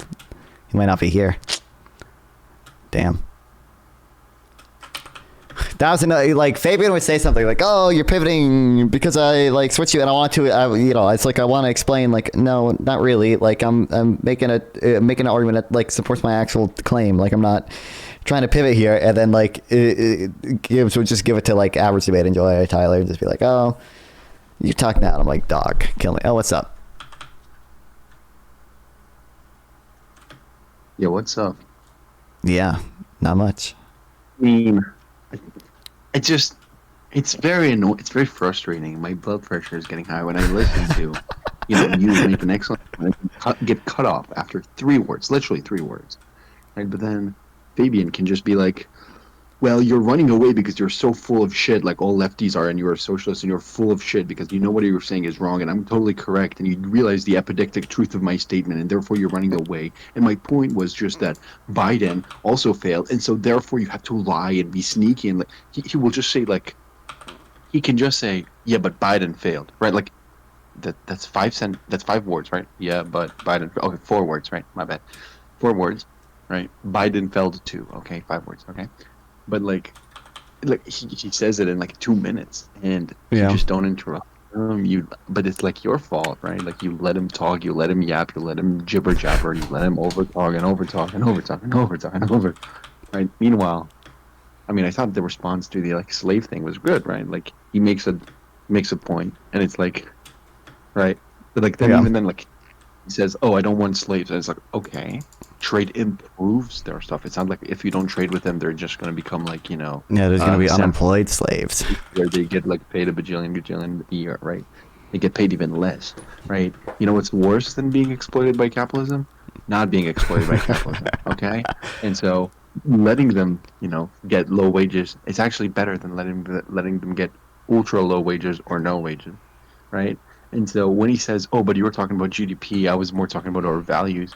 Well, our values are to improve people's lives, and GDP is how you do it. So, you're making a nonsense claim. Also, like, when you say slavery, you mean like low wages, right? So GDP is obviously relevant. Yeah. And so I thought you could push back, but just like the foreign policy thing, like, you literally said like maybe you spoke like 5 times. That's probably too much. In like less than 30 seconds in a row. Meanwhile, Liberty Squad spoke like 10 times, and he admitted each time. And I get it that it's a 1v4, but like, point it out. Be like, "Hey guys, look, it's a 1v4. I gotta speak a little bit, right? I gotta be like something like that." I don't know, but it's very frustrating. You gotta talk more. You gotta be aggressive. Economy syndrome. I know. Did you hear the debate he announced? No. It's me and Arcana Boy versus Pentuple and someone else who I don't know. Pentuple and not Fabian, right? Some other, not Fabian. No, he said I I heard him say average baby, but I don't know I haven't heard of them, and I don't know if maybe philosophy zombie hunter. That's like someone. No, not that one. No, it was I think he said baby. He said like average baby. He said that she was it was a she, and she's like in charge of some regional company or something. Okay. I mean, okay. Econoboy is good, but you two are nice. You're like, it just can't be. Right? Like, why are you going on these panels? Presumably, if you think you're right and you hear something false, I don't know. There's a part in my brain that goes like, "Oh, this is a lie. This is like false, right? Like, I want truth to prevail, so let me speak, right?" But you will just be on the panel, and he can speak for 2 minutes, just saying, "You're stupid and dumb, and here's a bad point, and stupid and dumb, and you're stupid and dumb, and I'm right, and you're stupid and dumb, and you're stupid and dumb, and here's another point," like, for 2 minutes, right? And then you're just like, "Yeah, okay, but can we agree that..." You interrupted. Like, it's just very impossible, I don't know. Yeah. I don't know. And Pentuple is gonna like probably mute you or anything. I don't know. We'll see. I might. I don't know. I'm probably gonna tell Arcana Boy before the debate, like, "Hey, this guy deserves to be ridiculed. Okay, I need you to get rid of your Arcana Boy syndrome." Yeah. Yeah. And also, oh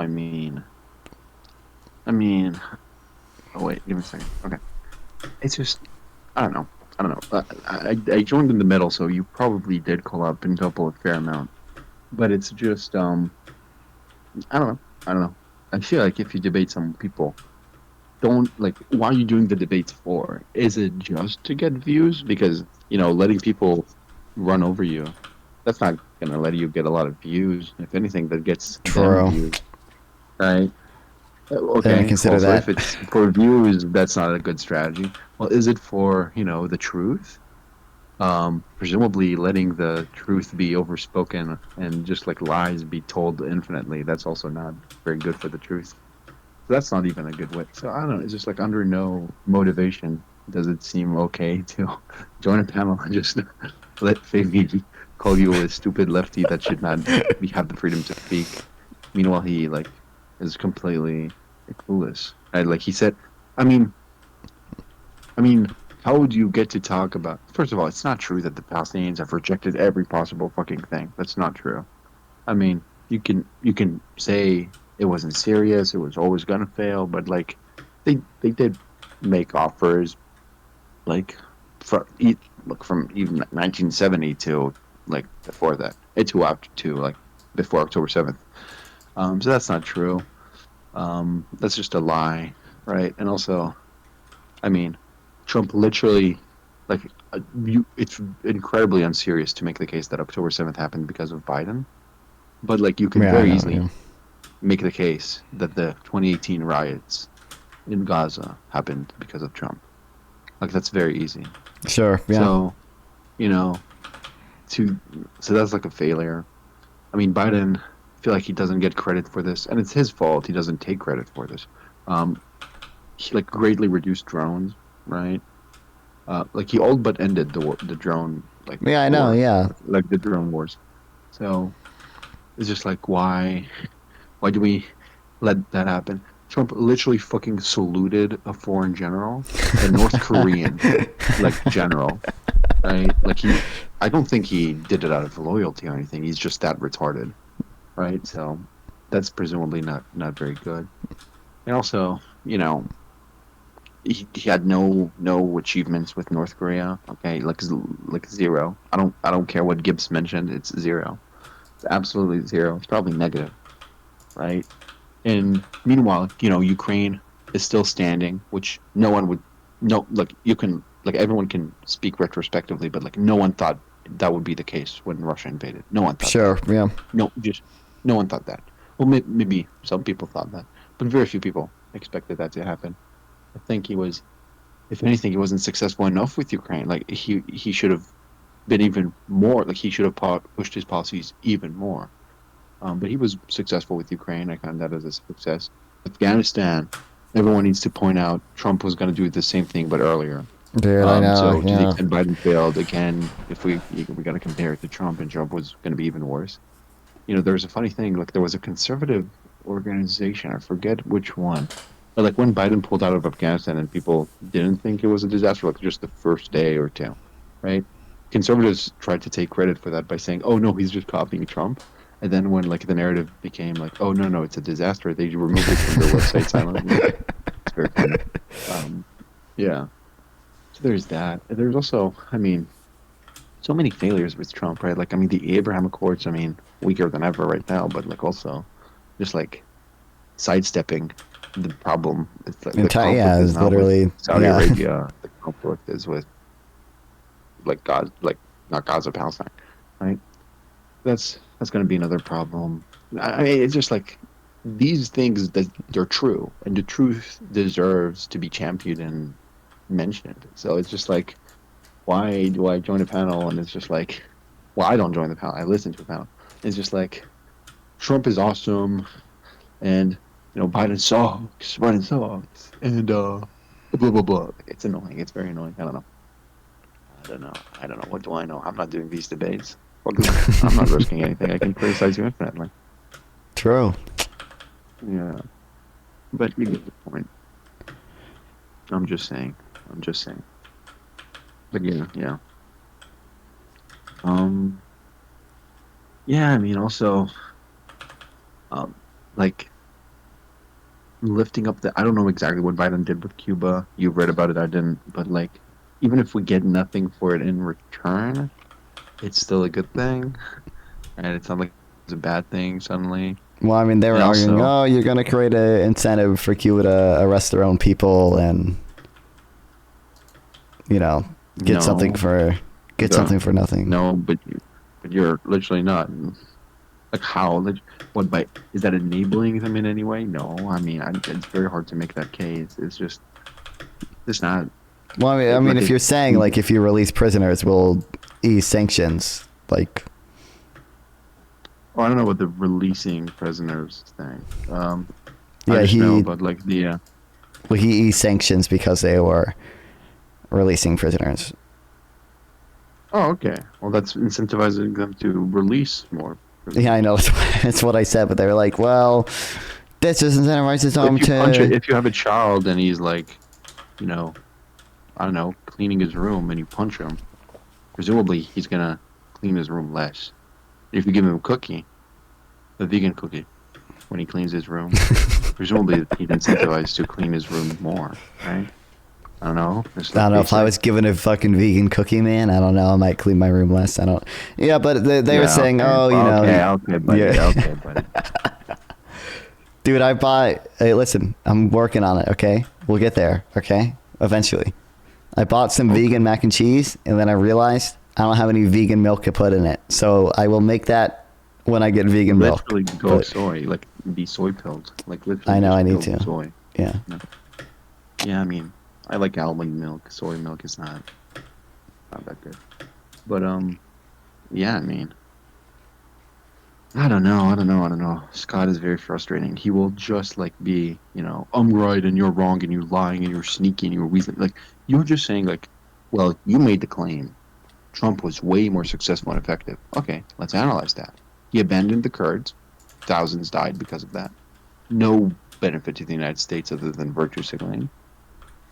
Seems bad. You know, he enabled Saudi Arabia in Yemen. Seems bad. He massively increased drone strikes, even more than Obama. You know, that seems bad.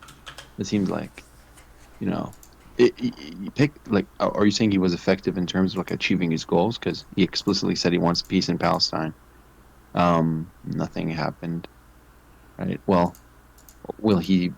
Oh, but the Abraham Accords. Well, now they're weaker than ever, and even then, that's not like Yeah, really actually, yeah. main goal, which should not be an achievement. Even then, they were minor. People say it's like a peace agreement. It was just a normalization agreement. Right? But either way, like, maybe you want to count that as a W, but like clearly a lot of failures, right? Like Gaza riots,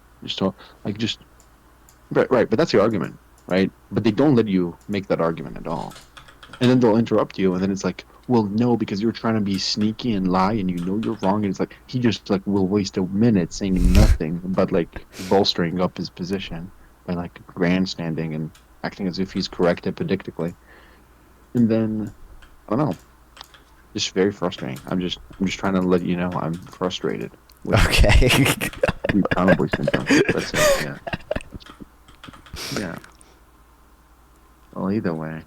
If you want to chat with me live, sub here or go to Nonfon420 on Twitch or Kick via the links below. Once again, please like and sub to help with the algorithm, and consider sending a donation through YouTube Super Thanks to directly support me, and I'll make sure to reply to any question you ask. See you guys next time.